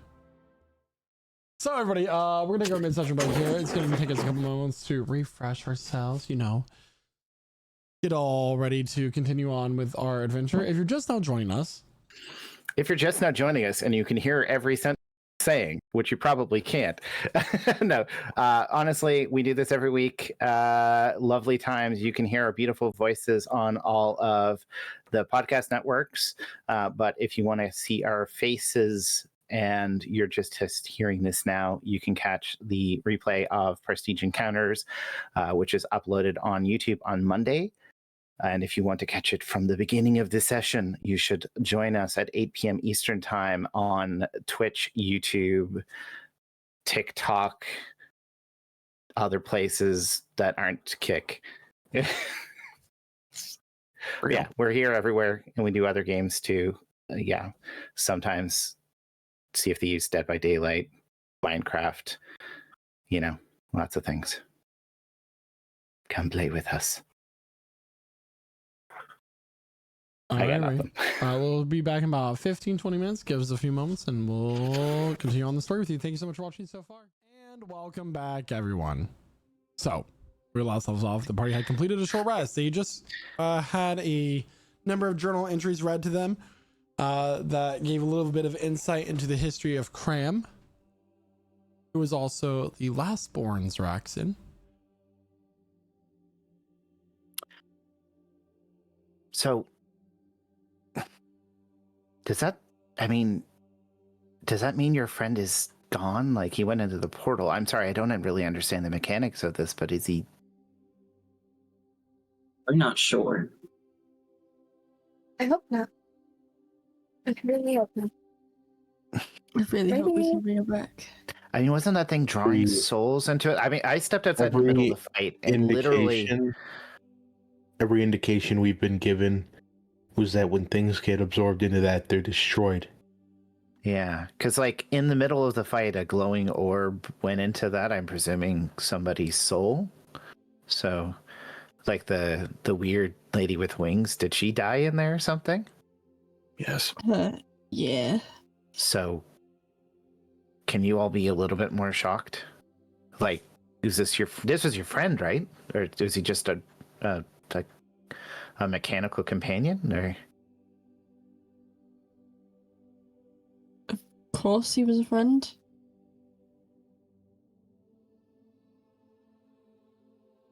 sorry, I'm going to choose not to answer that because of how that was stated. You just think that you can come walking into our group telling us how we deal with our grief. All right?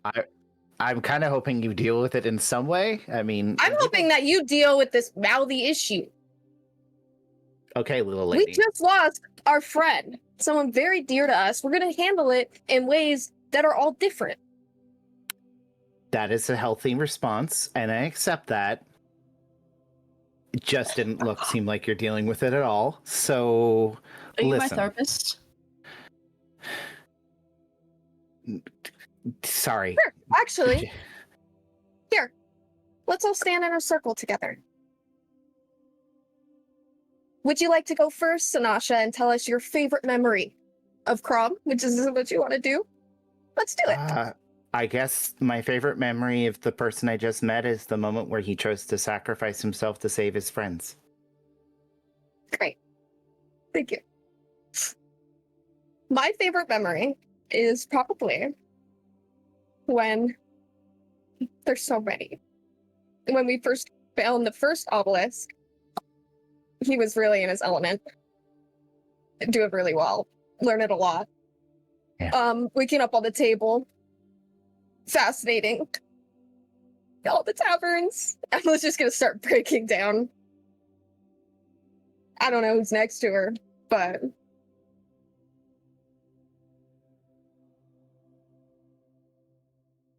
He had such a great personality. Honestly, he was... There is no memory. No memory greater than just his presence of being there. Nice save. Girlie's cracking up. Well,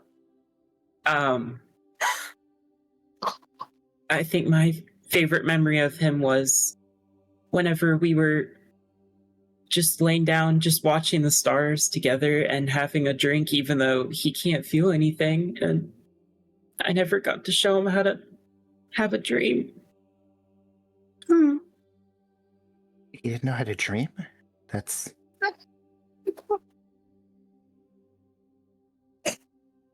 really sad. 2 members of the party have been reduced to tears. Who's next? There's only 2 people left to talk. I'm not in character right now, just clear.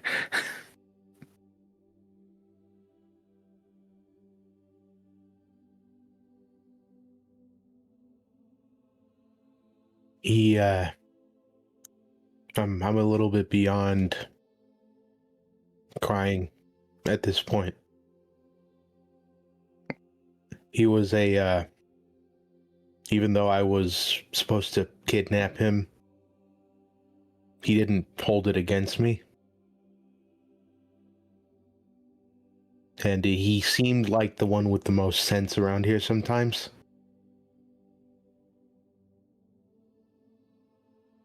He's pretty grounded, despite not being made of flesh. I don't know.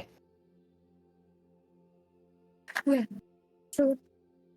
For who he was, I think he was the most human out of all of us.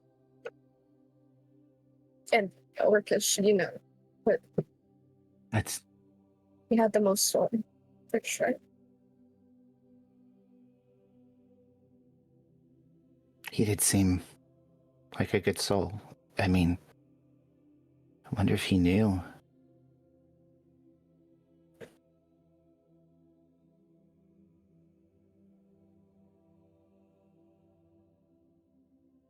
Looks at Renatus because he hasn't spoken yet.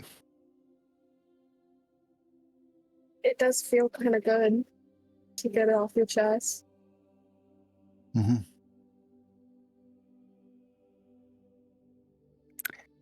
Maybe this is how he grieves. He did the I same think for Valerie. I think it's sweet, in a way.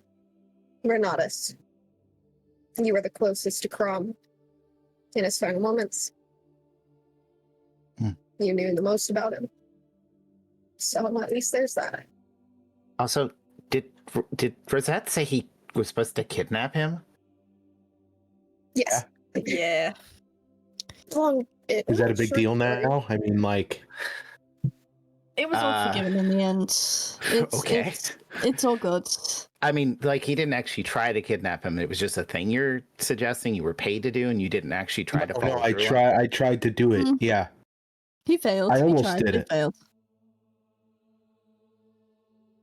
And now he's part of the group. Mm-hmm. Okay. I see.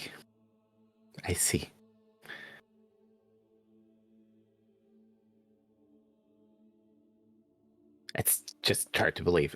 Anyways, good.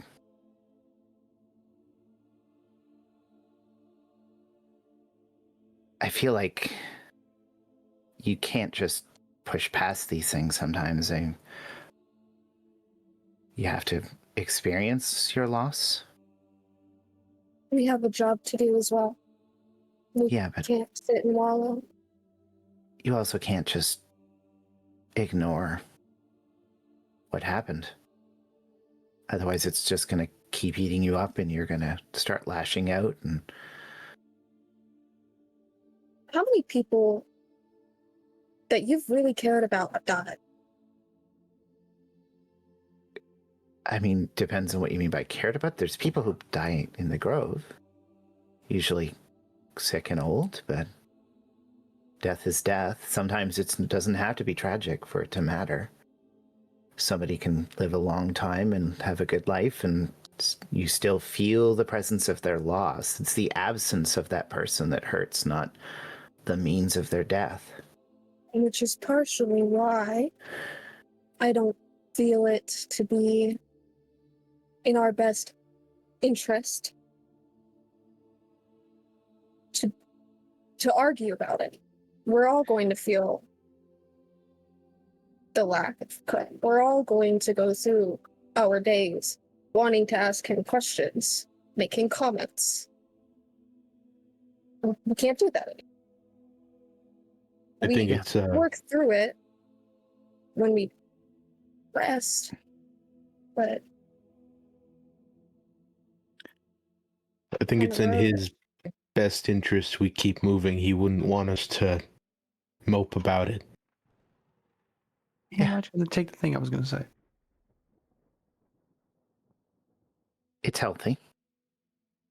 You're all friends in some way, so, live on in his memory.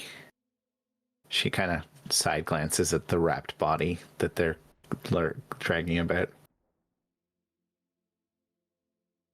You don't get second chances with people. You know, you have these friends. Make the best of the time that you have. We're in a dangerous profession, right? Yep. Yeah.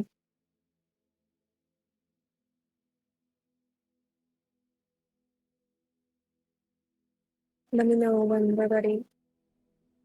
Emily's just gonna kind of turn around and she's gonna go over to Set Wrapped Body and kind of sit with Valerie and just whisper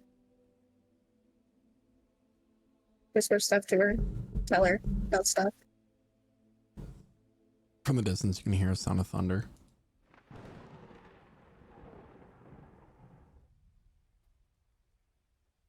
Of course it rains. Well, apparently nature agrees with the mood.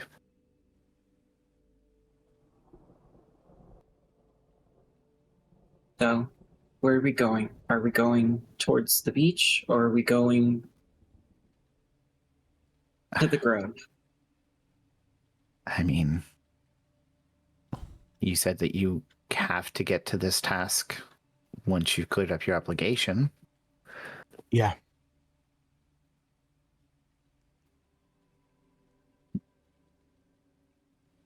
So, we go south. I believe that's where Trailworm is. Yep. Yeah, it's on the map there. To Kiradel. Yeah. Well, you're gonna have to explain a little bit more about what we're stealing and who we're stealing it from as well. As like, you haven't made any enemies in Trailworm by any chance? Not yet. Well,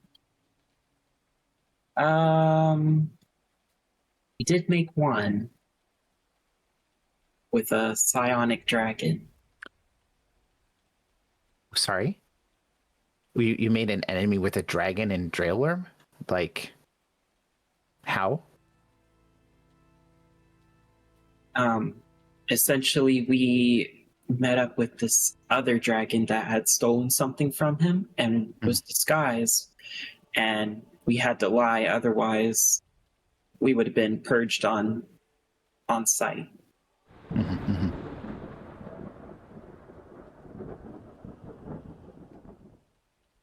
We don't I have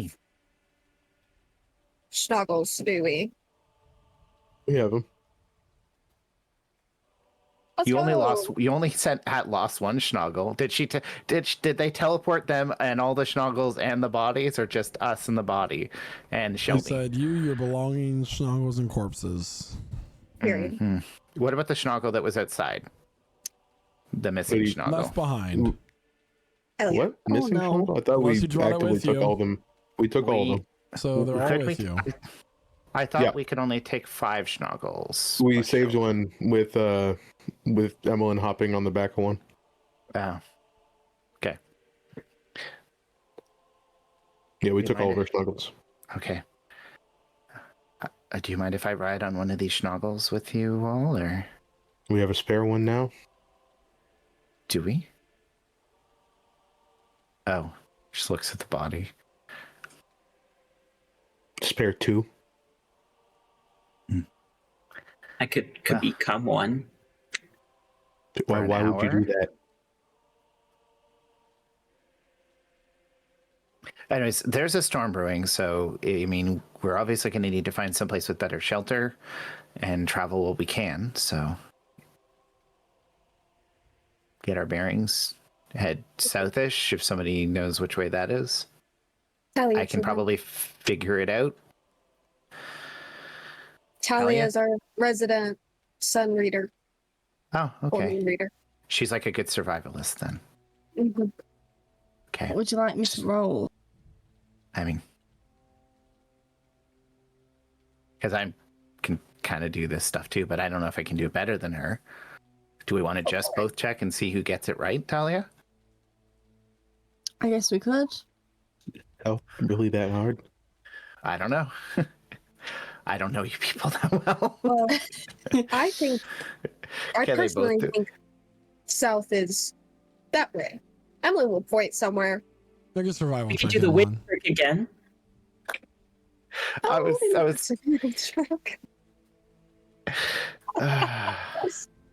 it's literally begging for a survival check. Yeah, it's a 10. Emlyn points to the west. Can I do the wind trick? Can Sanasha try and find the correct way? Sure. So you are trying to head to Drailworm?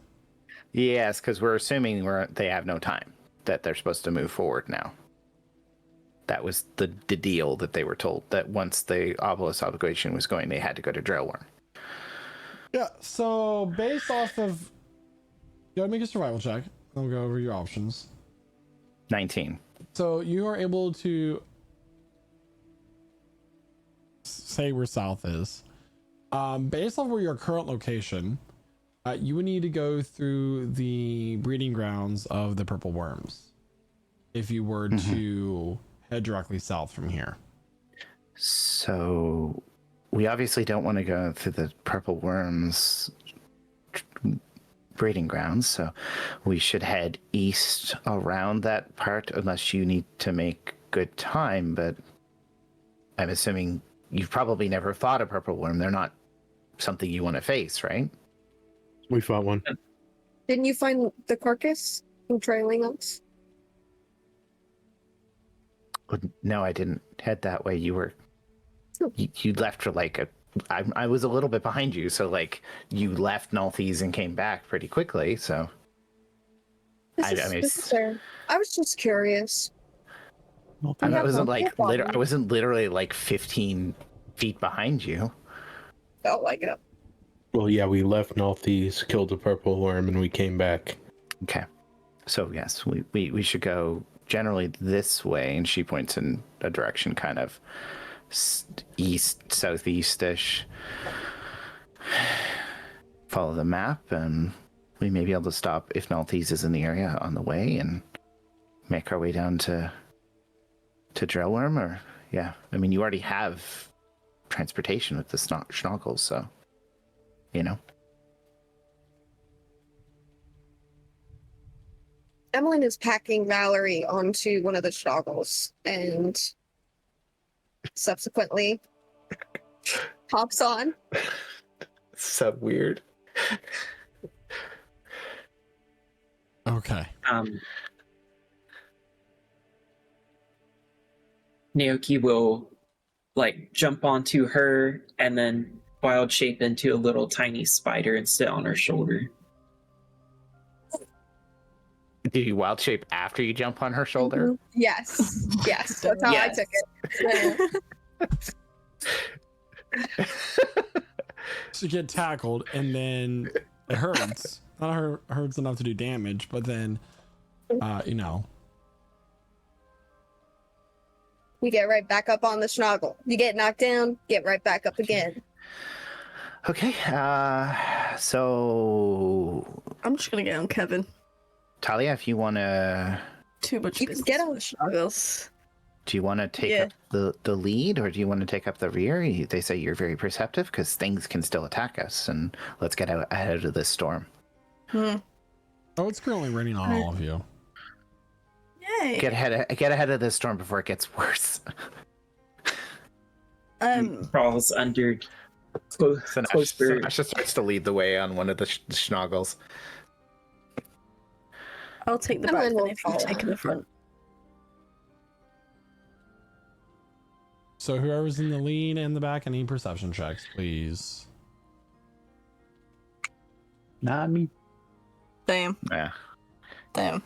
All right, so a 22. Damn. point. Sinasha's in the rear. In the lead. All right. So you begin to travel through the. What kind of pace are you going at? I mean, Fast. how do the schnoggles handle the storm? The muckier Schnoggles are terrain. very hardy mounts. They can handle a lot as far as like weather conditions go and terrain goes. The issue is that they're not as fast as a horse would be.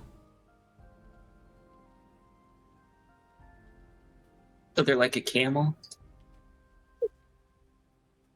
Sure. So, I mean, we wouldn't want to push them too hard because that would wear us out more than the Schnoggle. Right? Could.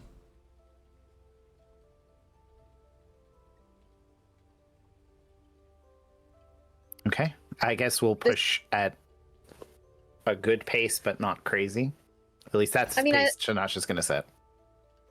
Weird question. Do they have gaits like a horse? Walk, trot, canter. So overall in D&D, you have 3 paces that you can go at. You can go at stealth, which is a very slow pace, but you get, if you want to stay hidden, you have moderate, which is like, standard speed, and then you have the fast, which is you are prone to exhaustion and you make a lot of noise. Normal pace. Yeah. All right. Yeah. Soon enough, you're all on your way. It was late evening when you took your short rest. You managed to travel for a few hours left that you have in your day. Are you planning on taking a long rest when the sun started to rise again? Okay. So you Presumably, yeah. continue to go about your path. As you approach the evening, you come across a small settlement. It seems like there's some sort of homestead in the distance. It's made of some basically scrap wood, that sort of thing. Small little shack nestled up against some of the dry grass of this northern Badland area.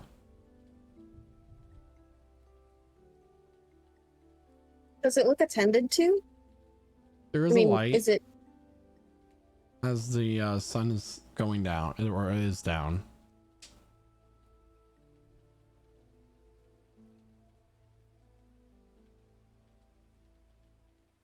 Do you guys see that?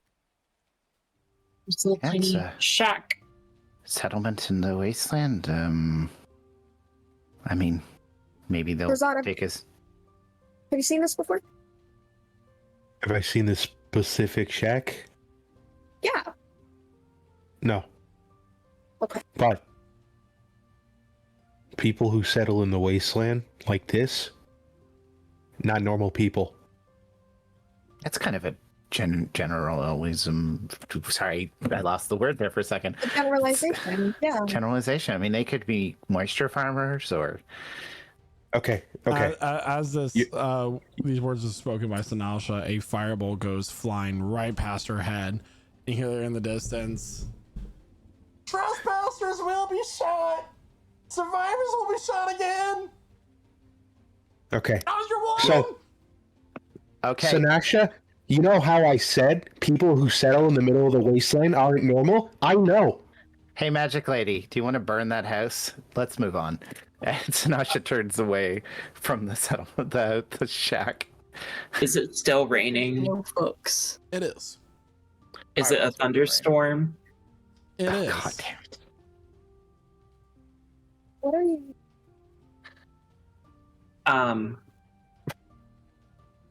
Aoki is going to look at the shack since he decided to throw the first fire.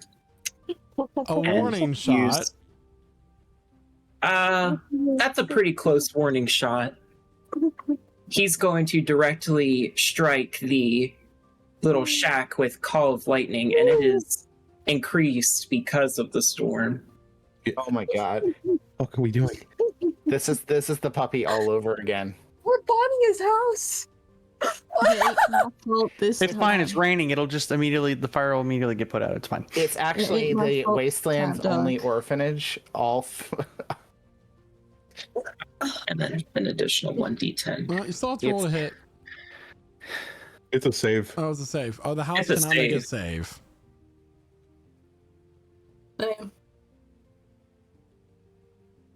That's 12 damage coming down on this house. All right. So And I thought I was Naoki next. calls lightning, wastes a spell slot, or uses a spell slot, striking this house. The door swings open, and stepping out is a man with a wide-brimmed hat, kind of a very haunched body posture, a long gray beard that kind of curls at the end. He has a jug in one hand, and he's holding a wand in the other. Very trousers, overalls that are unbuttoned in one. A tunic shirt that is dirty and has holes in it. He kind of has like this wild look in his eyes. When he steps out of the Welcome. shack, Emlyn is going to yell out, "Are you okay? Lightning just hit your house." Oh, I know what hit my darn house. That's crazy nature. Make a deception check. Hell yeah. Hell yeah. Oh, golly. Bro, it gets like a 1. Deceptive. I'm very Yeah, that's a 4. You need to stop. You need to just be quiet when you roll. I didn't even get to finish my Maybe he's got statement. bad I'm very insight? deceptive. I need everybody who's currently riding a Schnoggle to make an animal handling check, please. Oh no. Oh, Okay, not bad. Your shit. You're like the only one who could say that so far. Oh, And I only have a +1. Come on, guys. The fuck's going on here? and some leftovers. Thank you. Sorry, TikTok. Talia What the doesn't frick's have to going roll on 'cause here? She's on Kevin. Kevin. So a 6, a 9, Kidding. a 15, a 3, and an 8. Yes. All of the Schnoggles, except for Renatus's, Blow up. go wild. Blow up. I go buck wild. As he gets spooked by a sudden force that seems to scare them. All of you, except for Renatus, get thrown off your Schnoggles as they take off into the storm. Shelby. Betrayal. Even Shelby? Whoa. Even Okay, Shelby. boys. Shelby, Finally, Shelby we are gets living spooked and in- taken off. We're living Dude, in Valerie's Versace. Tragic backstory. bodies fall. It fell. It fell when the animal It's lost. Thud to the Reared. ground. Thud to the ground Yes. as this kooky prospector seems to have scared your Schnoggles. Rude. Y'all with good luck at the storm now. He Why goes the back fuck are we striking people's houses with lightning? in, closes the door. Give me a good answer. He sent the Alright. firebolt first. Okay. Razad starts walking to the guy's house. Oh no, I've said the wrong thing to the wrong murderer. Anasha will try to not grapple, but grab Razad's shoulder. Oh god. What are you Me and planning on Emily doing? part 2. This is not his fault. As you said, this is his house. And then he's gonna keep walking. I have no idea what you just said. The thunder just blurted out. Can you repeat that for me? Get the fuck off of me. Or what? Razad's gonna keep walking. Emlyn is picking. She's holding Valerie, which is a wet corpse tarp fabric, and she is stumbling through this wet sand towards the group. Rosad, come on, guys, guys. What are you all planning on doing? Are you just casually gonna murder this man? Sounds like it. I guess we're gonna see. Technically, he did first, even though there's literally nothing here. It's his house. He told us to go No. away. He didn't hit me. He Razad. fired before he said shit. We walked past. That's all we did. I feel like this is a very dangerous area where you shoot first and give the warning second. If you were to walk up to a city wall from the wrong angle, not approaching a gate during the night, you can expect they might fire a warning shot first. It's dusk, Good ain't it? experience Too with that? close. It doesn't matter. I mean, Razad, stop. He's not stopping. Keep going. He's in it. A Talk lot about of in shit's it. happened in the past couple days, and he's not listening to this person that he just met. Honestly, let's watch him do it. Yeah, Oh, he's yeah. just gonna stir the storm. Are you going to make it hit light? Oh. You're going to cause more Do you lightning. have the spell control weather? That is Call lightning lets me just take control of the storm. It's a you call concentration lightning spell. now from the storm. All right, It so creates Rosad, like an you make area, it. You yeah. make it up to the door of the house. He's gonna bang on the door. I'm gonna prepare my bow. You hear from the other side. Who's there? It's me, the one with the red skin, the one whose schnuggle you spooked out from under him. I want to know.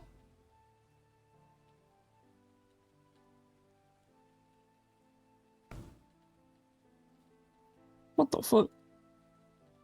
Open up, old man. I don't think I No, she's- will. I don't like your tone. Sinash I'm is asking walking you up. nice. I'm asking you nicely, old man. Oh, what are you Please. gonna do about it, open the pretty door. boy? That's a first. He's gonna try to open the door. The door is locked. He's gonna try to pick the lock. Make a sleight of hand check. All right. Is I this wanna house do on that. fire? Oh, it's raining. It's a 18 by default. It's dry. We're in the middle of a raining. thunderstorm. What do you mean? Right, but it's the Badlands, so everything's like super dry. It's still. It it's can still wet. still rain. Blame it Do you on not the know rain. how deserts work? You are cracking me up, Isaac. Isaac. It will be dry very quickly. Yeah, once the That storm might be is the over funniest thing. and the sun comes out, but until then, it's I see still what he raining, means. it's still wet. He's talking about how it's like chronically dehydrated, but if it's like In flash fact, flooded, it's because the, Yeah, the but- land is yeah. so dry and cracked, the water is kind of pooling over top of it at first. So If It can't I seep okay, in but properly if yet. I take if I take a pile of seasoned wood and I soak it in water real fast, you can't light that on fire until it dries again. Yeah, but you didn't light it with lightning. All right, Does an 18 work? 18 does unlock the lock. explodes. All right. No, the lock. He picks the door and he pushes it open, or pulls it whichever way the door goes. All right, so you open the door and you find a very plush looking house, and the man sitting there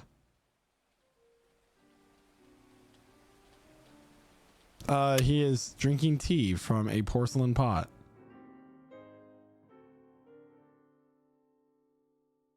How do you do?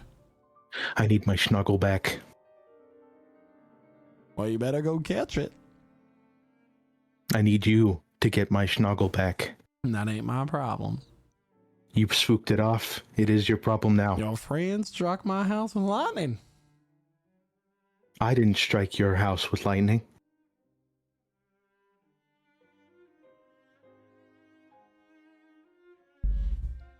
A small little animated orchestra is playing in the corner. The house is a lot bigger on the inside than it is the out. Nasha ducks through the door and walks in. We are a no shoes household. These aren't shoes, they're boots. Fair enough.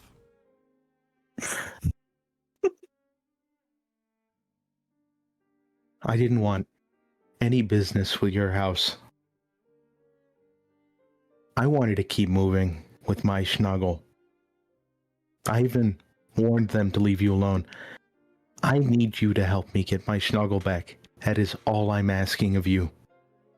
Snoggle will return in the morning. You best stay dry till then. At this point, Evelyn comes clobbering through the front door. She's carrying Valerie, leaving wet sand. She comes in. You muck. So, he wants a snuggle. You say they'll come back in the morning? Snoggles always return. Strong sniffers they got there on their snoggles. That's all you sent back. So, apologize for the rudeness of our companion.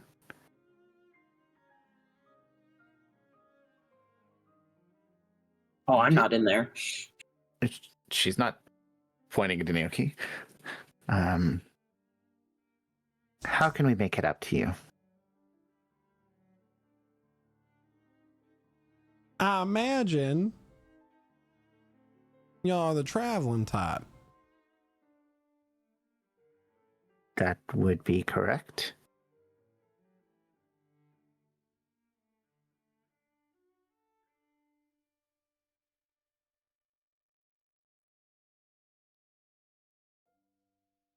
Well, got money I can use to repair my roof? Is the roof leaking? Not at all. What kind of roof? Wood. Doesn't look like wood from in here. Well, that because your eyes don't work quite well. I would say they work very well, but Are you I'm not here to argue. argue, or are you here to apologize for striking my house with lightning? Well, Because I reckon I mean, I would presume by I the... gave you a warning. Y'all tried You to set did? my house on fire despite it raining. I mean, he just has this thing about making lightning happen when he gets angry. So you would like compensation for the wooden shack on the exterior, but I say What's the 100 going? gold do just fine. Hell no. Talia walks in with sass.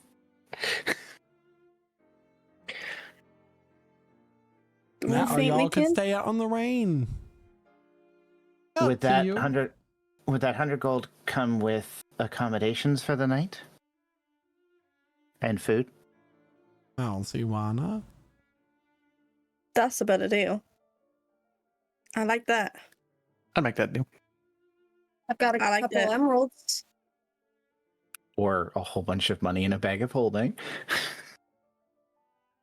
With that, Emmeline will set down Valerie on the ground, just in the middle of this very nice living room space that he has cultivated for himself. And she'll untie the binding ropes on the outside, open up this canvas fabric that's been kind of holding Valerie in there. Valerie looks fine, to my knowledge. Gentle repose, it's been about 5 days, I think. And no 6? decomposition, yeah. She just Right, looks so like a murdered person. Yeah. She, I mean, you know, Emmeline has Normal. cleaned the blood from her at this point, but there is still a wound, you know what I mean? Stuff like that. And then yeah, she'll go ahead and start digging around for the bag of holding. Mhm. That Valerie. Yeah, it's in the chest area. Oh yeah.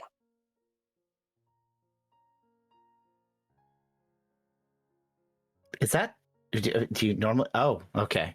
I just thought that was a little strange looking from here. Just taking... Anyways. Mm, So you give him the 100 which gold? part? Can we do 50 and 2 emeralds? I think an emerald's worth more. Potentially. Deal. Oh, He'll take the 50 gold and 2 emeralds. okay.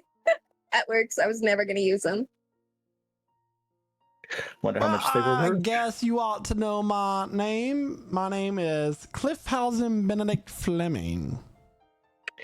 Cliffhausen Benedict That's a lot of Fleming. words. Y'all can call me Cliff. Okay, Cliff. Call me thank Mr. you. Fleming. I won't know what to do with it. Isn't that your father's name? Isn't that what they say? I never knew my father. Oh. Welcome to the Call him club. anything except late to dinner. He'll spit in the palm of his hand, reach out to shake Emmeline's. Emmeline, with her gloved hand, will just shake his hand. She firm-ish grip.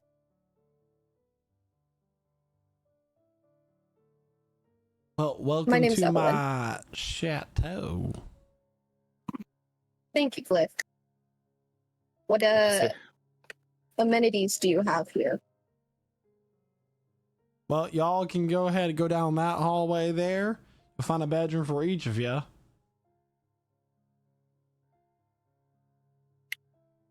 This is magic, right? Like, well, no shit. I mean, sorry, I'm not magically inclined. I only understand some basic theoretical information. Y'all ain't minor inclined either. I apologize. Is your friend gonna stay out there in the rain, twirling that umbrella around anymore, or is he gonna come on in? Okay, you're coming Get your ass in here. Oh, this is the first time I've been able to control the storm. Look. He just like sends like a giant lightning bolt and like lights up this cactus. Stop playing in the rain and get your ass inside. Okay, stop showing off your magic. Come on. Fine. Respect He lets nature. go of the storm and kind of just like pushes it towards wherever it needs to go. Yeah, Renatus hearing this will also follow suit and follow into the house. Mr. Cliff, may I ask you a question? Go on.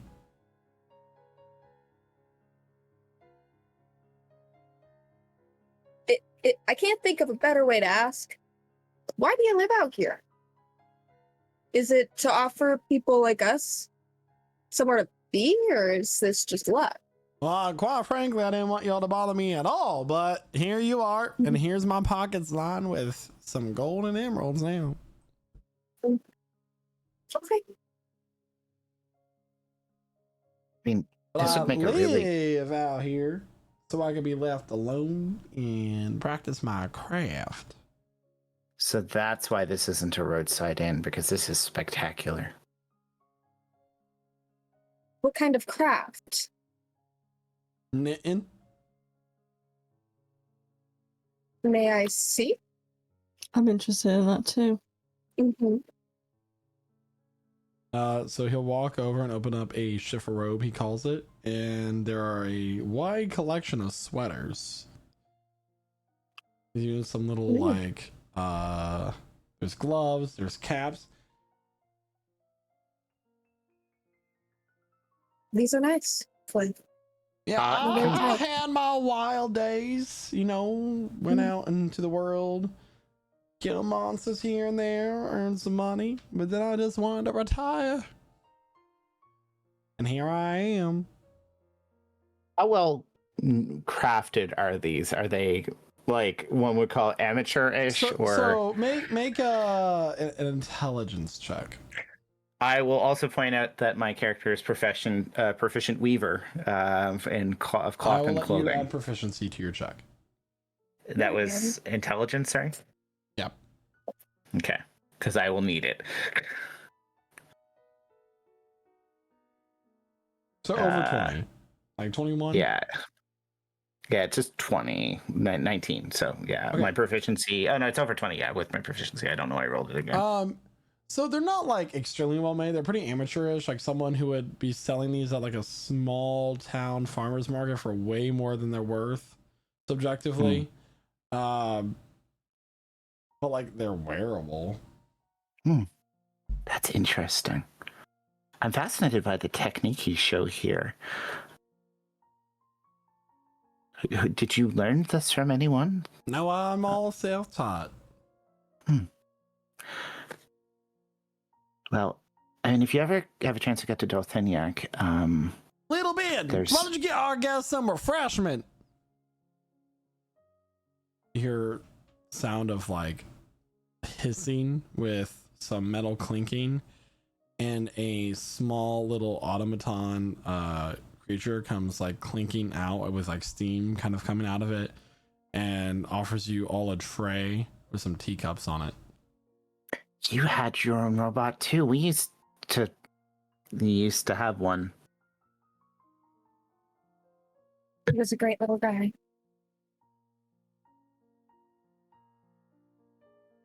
Well, this one I'm quite proud of, made it myself.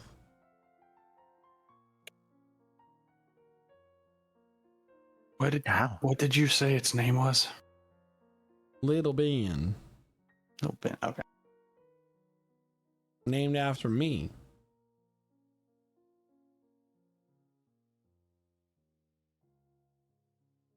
Oh, because Benedict, right? Yeah.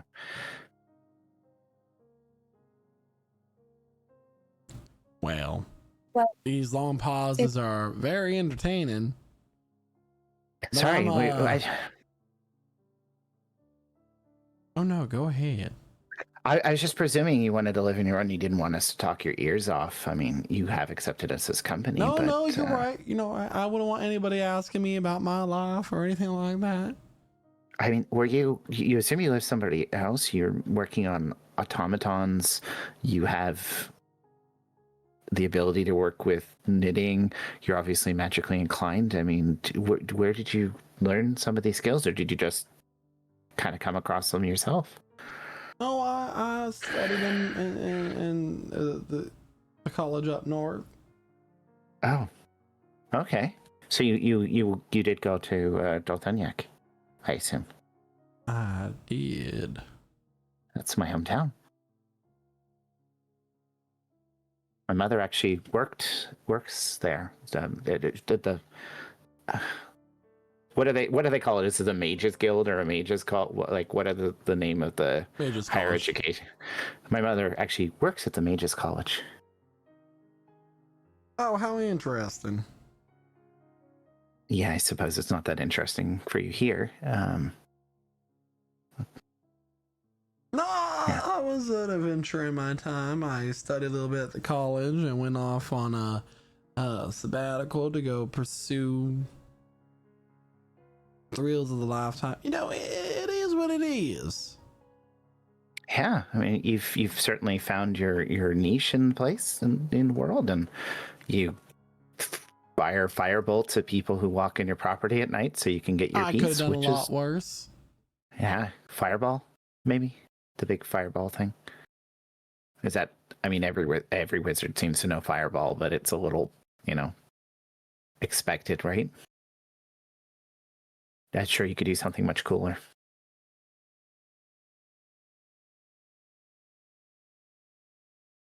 Trying to get me to reveal my secrets. I will not.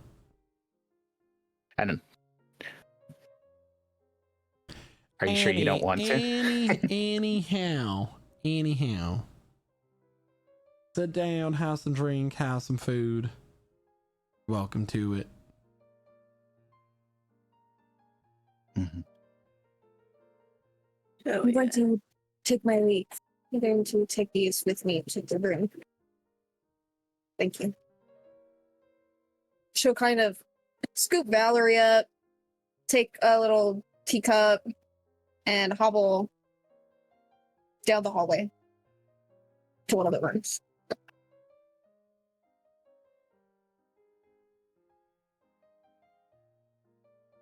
It's okay that she's just like available.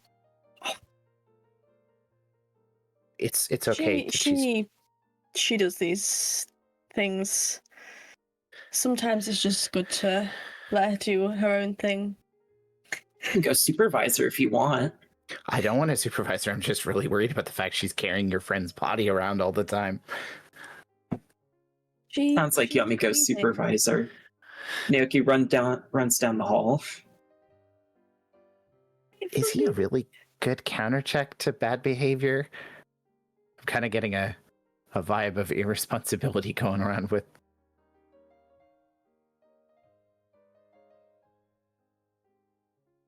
I don't know much about Naoki. I just know I was supposed to find him. And Most of the time he's drinking, so he just does whatever he wants, whenever he wants, I guess. That's really concerning. We all have great qualities. So the level-headed one in the party was Krumgaku. At this point, Cliff is carrying a broom around the house, doing a waltz. Can I join in? Make a You cut performance in? check.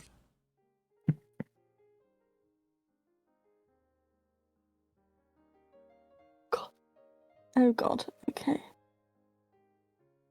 Fuck. Nope. Fall Somebody's over, hit dancing my in full face. 4. You begin to step in, but the moment you try to take your first step of the waltz, you trip over your shoelaces and hit the ground. I'm just gonna stay here. Suit yourself.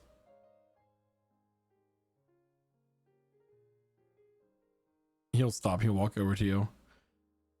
You know, sometimes when we fall down, we gotta get back up. You were just saying Yeah. up. You're right. Gotta get my ass back up. Can I try again? Good dance. Do, do, do, do, do. So what are y'all doing out here in these parts with a dead body?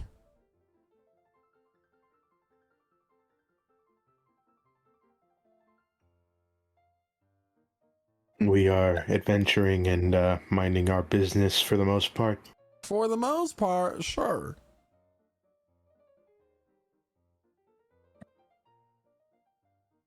What was the intent?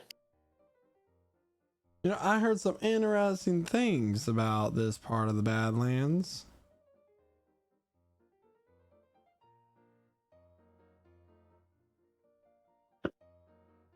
There's like an ancient city underneath the sands near here, and there was like a giant monolith that exploded. That just happened.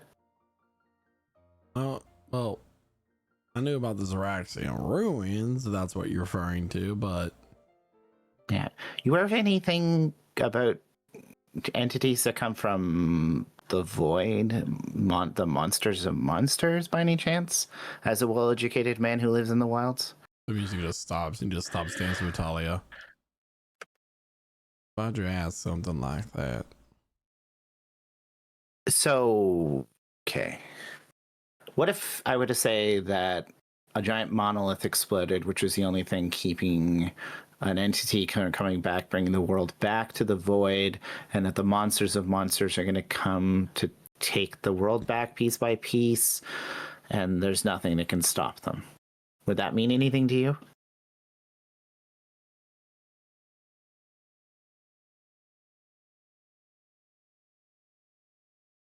Nope, wouldn't know a thing about it. Okay. I thought I'd just, sometimes you just have to throw shit on the wall and see what sticks. It's a metaphor. I think I'm gonna hit myself to bed. I think it's a great time for bed, y'all. Y'all have a good night now. I'm gonna go to bed myself. Does he seem like he's actually telling the truth with the fact he knows nothing? Make an insight check. Right. No, everything's fine. Hard to read. What's everybody's passive very good. insight in this room? So everybody except for Emmeline and Naoki. 14. Yeah, 11. 12. 14.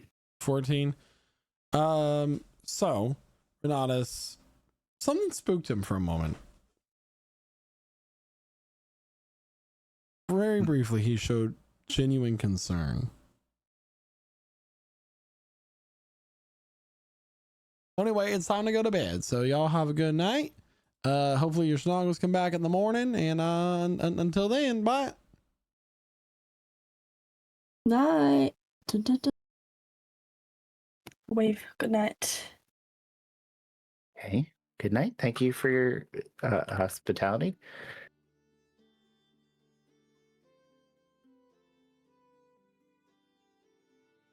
Naoki, do you come into the room that Emlyn is in? Or Correct. you just bust in there? Pretty much. Kicks the door down. The sight you come across is very sad. Emlyn has Valerie laid out and kind of supporting her head in her lap. She's brushing out her hair, reapplying smudged makeup, and just taking care of it. Oh, Is everything okay? yeah, I was just told by the group to supervise you. Why? Sanasha seemed concerned that you were taking the body into the room, but she doesn't know. So I'll have to ask that you forgive her, even though I don't really know her either. All is forgiven. I assume she's just really excited and not used to it.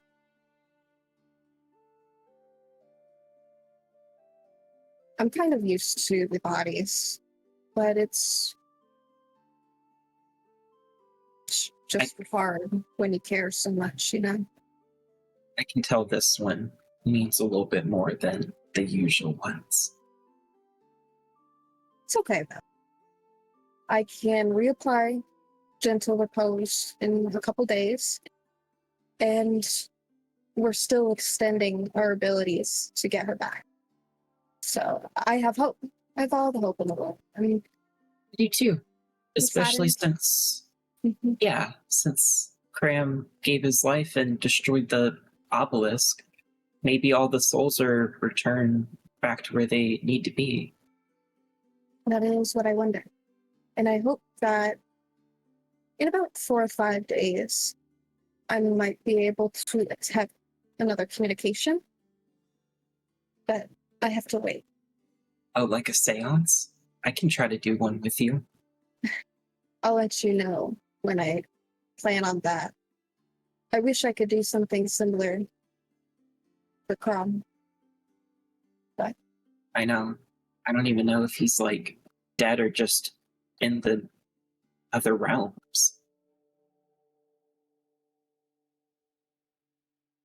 I think it's best not to dwell on that right now. And she'll just kind of go back to brushing the hair. So too, he kind of just plops down and just kind of just sips on his cup of tea.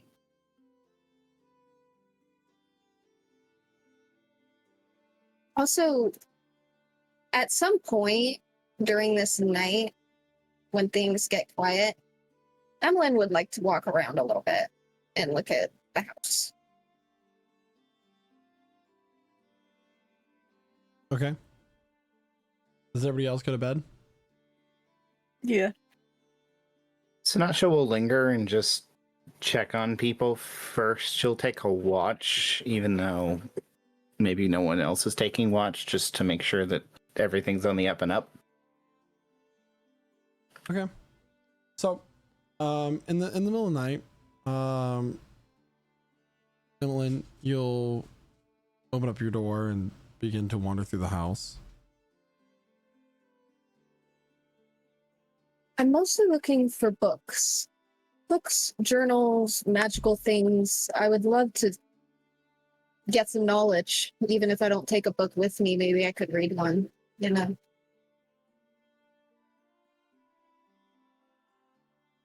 So go ahead and make an investigation check.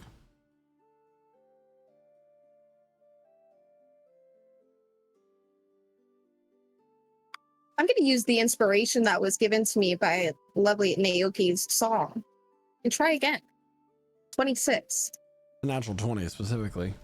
So As you're wandering through the house, you hear like a bang sound. You're like, dang it.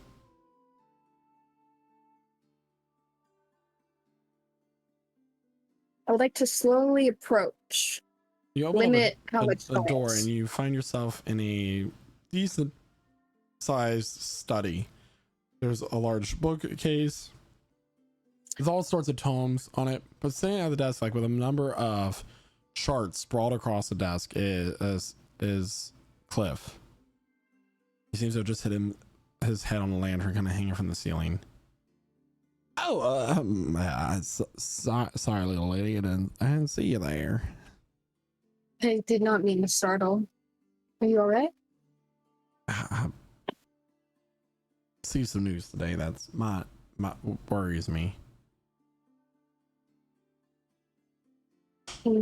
Is that why you're mulling over what appears to be very fascinating scripts? She'll kind of like be peering over and like looking on it. 12. At first glance, it seems to be charts of the different planes and how they intersect with each other. You said you heard some news. What do you mean by that? All I know is that I don't know enough. I know enough to get me worried. It's the worst kind. Do you know anything about something called a seer? You should sit down. Yes, sir. Can I get everybody else to deafen, please?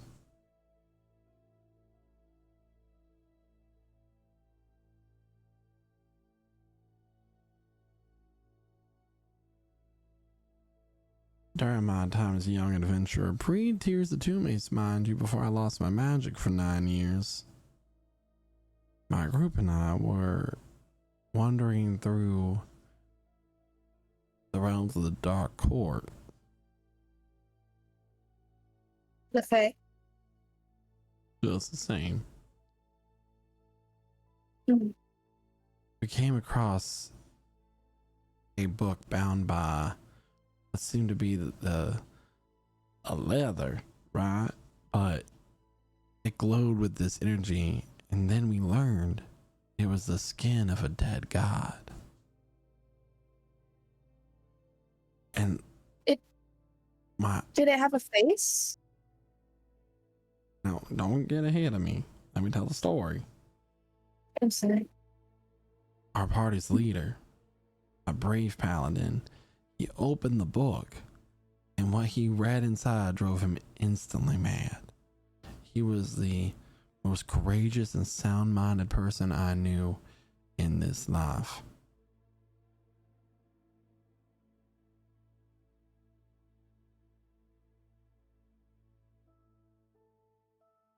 From the little amount of words I could get out of him since that day, he only spoke of the primal terrors.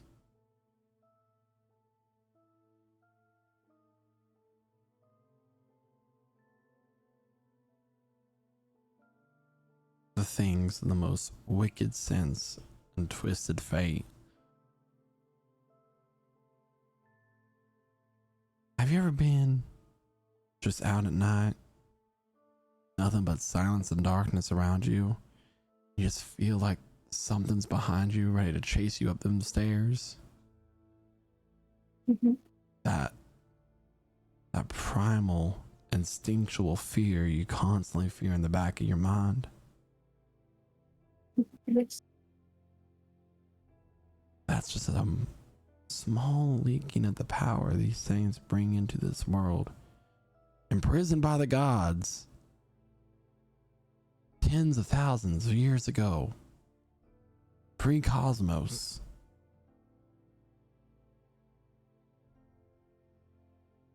There's only one place in the world I know of that you would be able to learn more about these.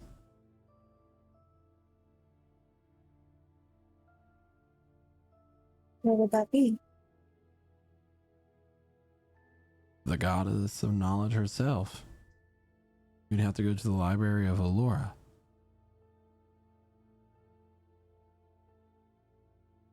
In the morning, I'll take your friends to Nalthes.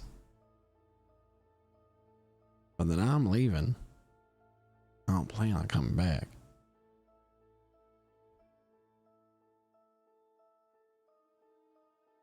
I envy you. No, drink But- this sleepy time tea now. You need to get some rest. Thank you for sharing that with me. I can't imagine what it must have been like to watch that. Oh, and Emmeline, one last thing. Mhm. I don't think your friend is ever coming back.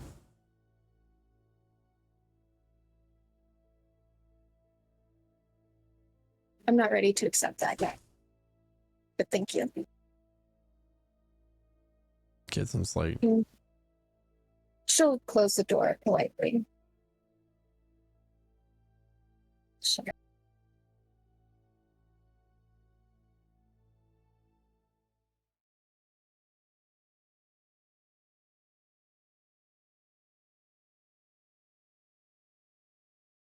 Soon enough, you're able to fall asleep and wake up the next morning. Hearing. I do not feel rested.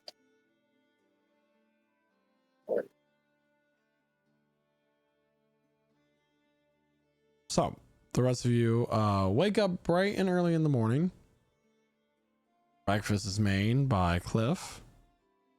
But it feels like you are moving. The house seems to rock back and forth.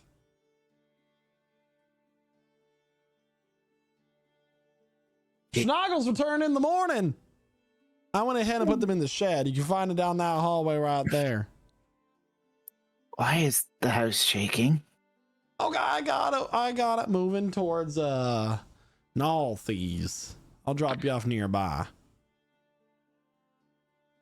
You have a moving house? Go ahead and look out the window there. Absolutely. And Sinasha will like lean out the window. You hang your head out the window to a very powerful breeze hitting your face. You look down and you see these two mechanical chicken legs running through the Badlands. Oh my gods. This is so awesome. Wow. You did this on your own? No, I used some scraps I found here and there around the Badlands to make it happen. Wow. This is really useful. So you just move your house wherever you need to be? To get away from things, yeah. Yeah. I'm gonna go ahead and go up to my personal room and get some things organized. We'll be in all these about an hour. Thank you. That's really helpful to move during the night. That's well worth the investment. You're a gracious host. Thank you. He'll pat Emmeline on the shoulder as he walks by and go up a ladder. That's when I says, you may all mark your character sheets for a long rest. Woo woo. Did you say woo woo or ooh woo? I said woo woo. Okay. Both are acceptable. Yeah. Woo. I did not see Renatus as the ooh woo type, but maybe I misjudged him. He knows something. Yeah. He knows a lot. Very knowledgeable. Did you just figure? Pertaining to what you asked him last night. So you asked him follow-up questions to figure this information out just now? No. But he's hiding something. Why didn't you mention something last night?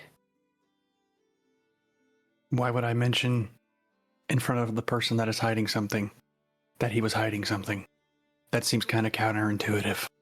It does, yes. It just... What did you mention to him? Well, I mentioned the thing, the monsters of monsters, the creature to entity trying to bring the world back to the void, all of that. And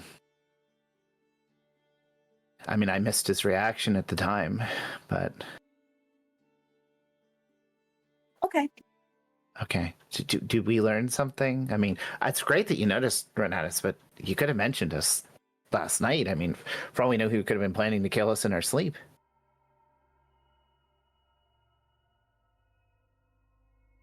Does anyone know what city the Library of Aurora is in? Library of Allura? Mm-hmm. Either a library or a temple. Would anyone in the party want to roll to help me and see if they know? Would anyone know? Might be heavy lost knowledge. It would be a religion check. Oh, definitely not me. I mean, I'll give it a shot. yeah. Sorry, gods aren't really my thing, so. Maybe I can remember something of my own. They're not mine either. Well, they are, but in a different way. Yeah. Mother spoke more about magic stuff, but I didn't really pay that much attention, really. I should have. We just rolling or don't am I really... So what'd you get there, Quentin? Pretty good. Ooh, Allura 17. Actually. is the goddess of knowledge and invention. She's also said to be the one who designed the prison for Tumes. Because we've heard of the Tears of Tumes if you've read the stories of the Seekers. So they might have heard of the Tower of Allura, potentially. Or did that not get circulated very much?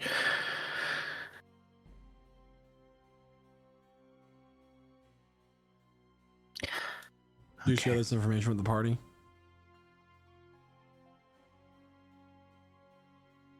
Quentin. Yeah, sorry. I do.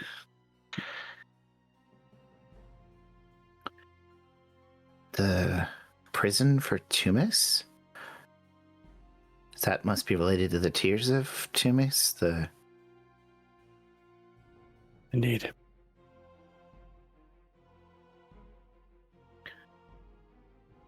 I'll have to look more into it, but it's something I'd like to keep an eye out for. I mean, if we can get up to any major city, but I suspect maybe they might know something in Doltheniak. I mean, there's all kinds of scholars there. Goblin wizards, goblin scholars, orc scholars, Mm-hmm. Okay. I see. Yeah. Probably It's not some... urgent. We can take time with it.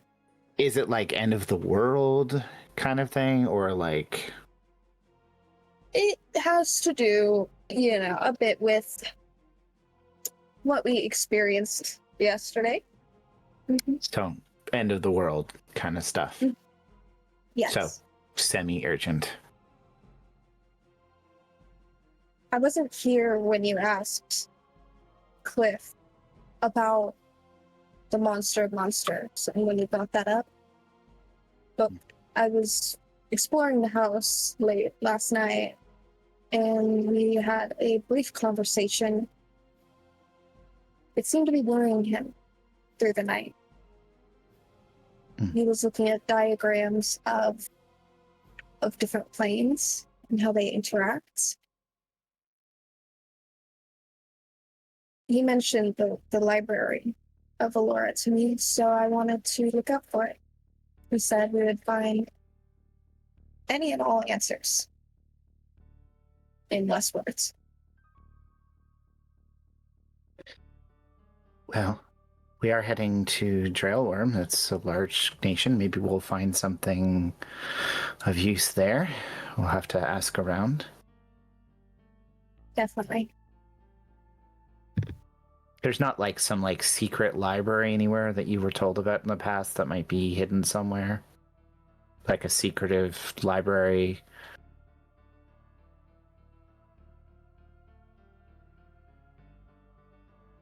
Sounds familiar. Okay. I don't know. I wasn't with you, so. I know. So much has happened. I completely blanked on that library. That library was back north, wasn't it? I don't know why I'm asking it. I'm sorry. Oh, is it close to the... Like, where? Near the river? I want to say the Roamore River. So near the Grove. Potentially. Yeah. 'Cause that's...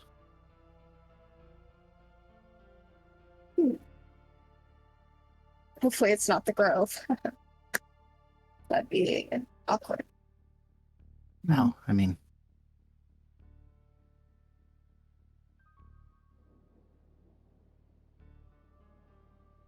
So not sure remember hearing anything about a secret library in the Grove? Go ahead and make a history check. Sure. Let me fail at this history check for you. I was just gonna ask, does that religion check jostle anything in my memory? 10. Other than the question that you asked for? Yeah. No. All right. And 10. So as you think about the library and the potential remembrance of its existence in the recesses of your mind, what happens next will be a story for another time. Damn. So I like everybody, that is where we're going to have our cliffhanger for this session. Thank you so much. 10? Thank you so much, everyone, for watching so far. Thank you to our players this evening. As we continue to expand on the greater lore of this campaign in this world. I'm gonna go ahead and pass it on over to Jeremiah, who plays Rosad. We had another interesting outcome of a wish. Nulcera got sent to the past, and we had a kind of hectic combat because of it. Not in the way that a lot of combats would be hectic, but Craum kind of sacrificed himself, so that's a pretty big deal. And I guess the party's handling it in all their own types of ways. But yeah, we get one problem solved and a lot more ominous information thrown our way afterward. So the existential dread never disappears ultimately. But yeah, we're going back to Nulthies, which is a little bit of an unexpected surprise, but it's definitely taking a big leg of the trip out for us. And yeah, I can't wait to see what else happens. With that, I'll pass it over to Quentin, aka Renatus. Yeah, thanks so much, Jeremiah. And clearly, you've never seen any season of Supernatural, because that's literally the exact same thing that happens every season. They stop something from ending the world. It awakens something that wants to end the world. Anyway, Don't forget about the random revivals. Can we have that? True. Can we have that part? Yeah. Can we get some revivals there, DM, please? Yeah, great session all around. Yeah. Why do I always blank when I'm doing this? Good little bit of combat. Sad to see Craum go. But Josh, he was a hell of a character. Can't wait to see what you're gonna pull out next. But yeah.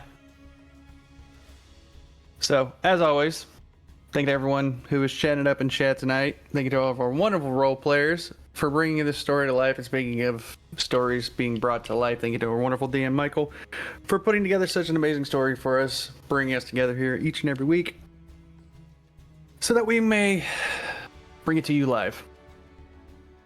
And We're doing it live. Yeah, fuck it, we're doing it live. Will Renatus ever get any of his backstory? Who knows? Anyway. But yeah. So that's all I got. So I'm going to pass it on down the line here to Guy. Hey, what's up?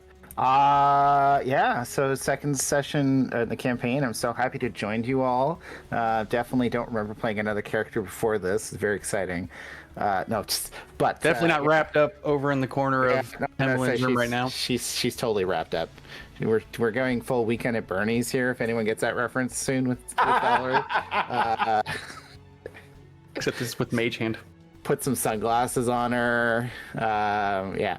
Anyways, Singing the body in the house that goes down the street.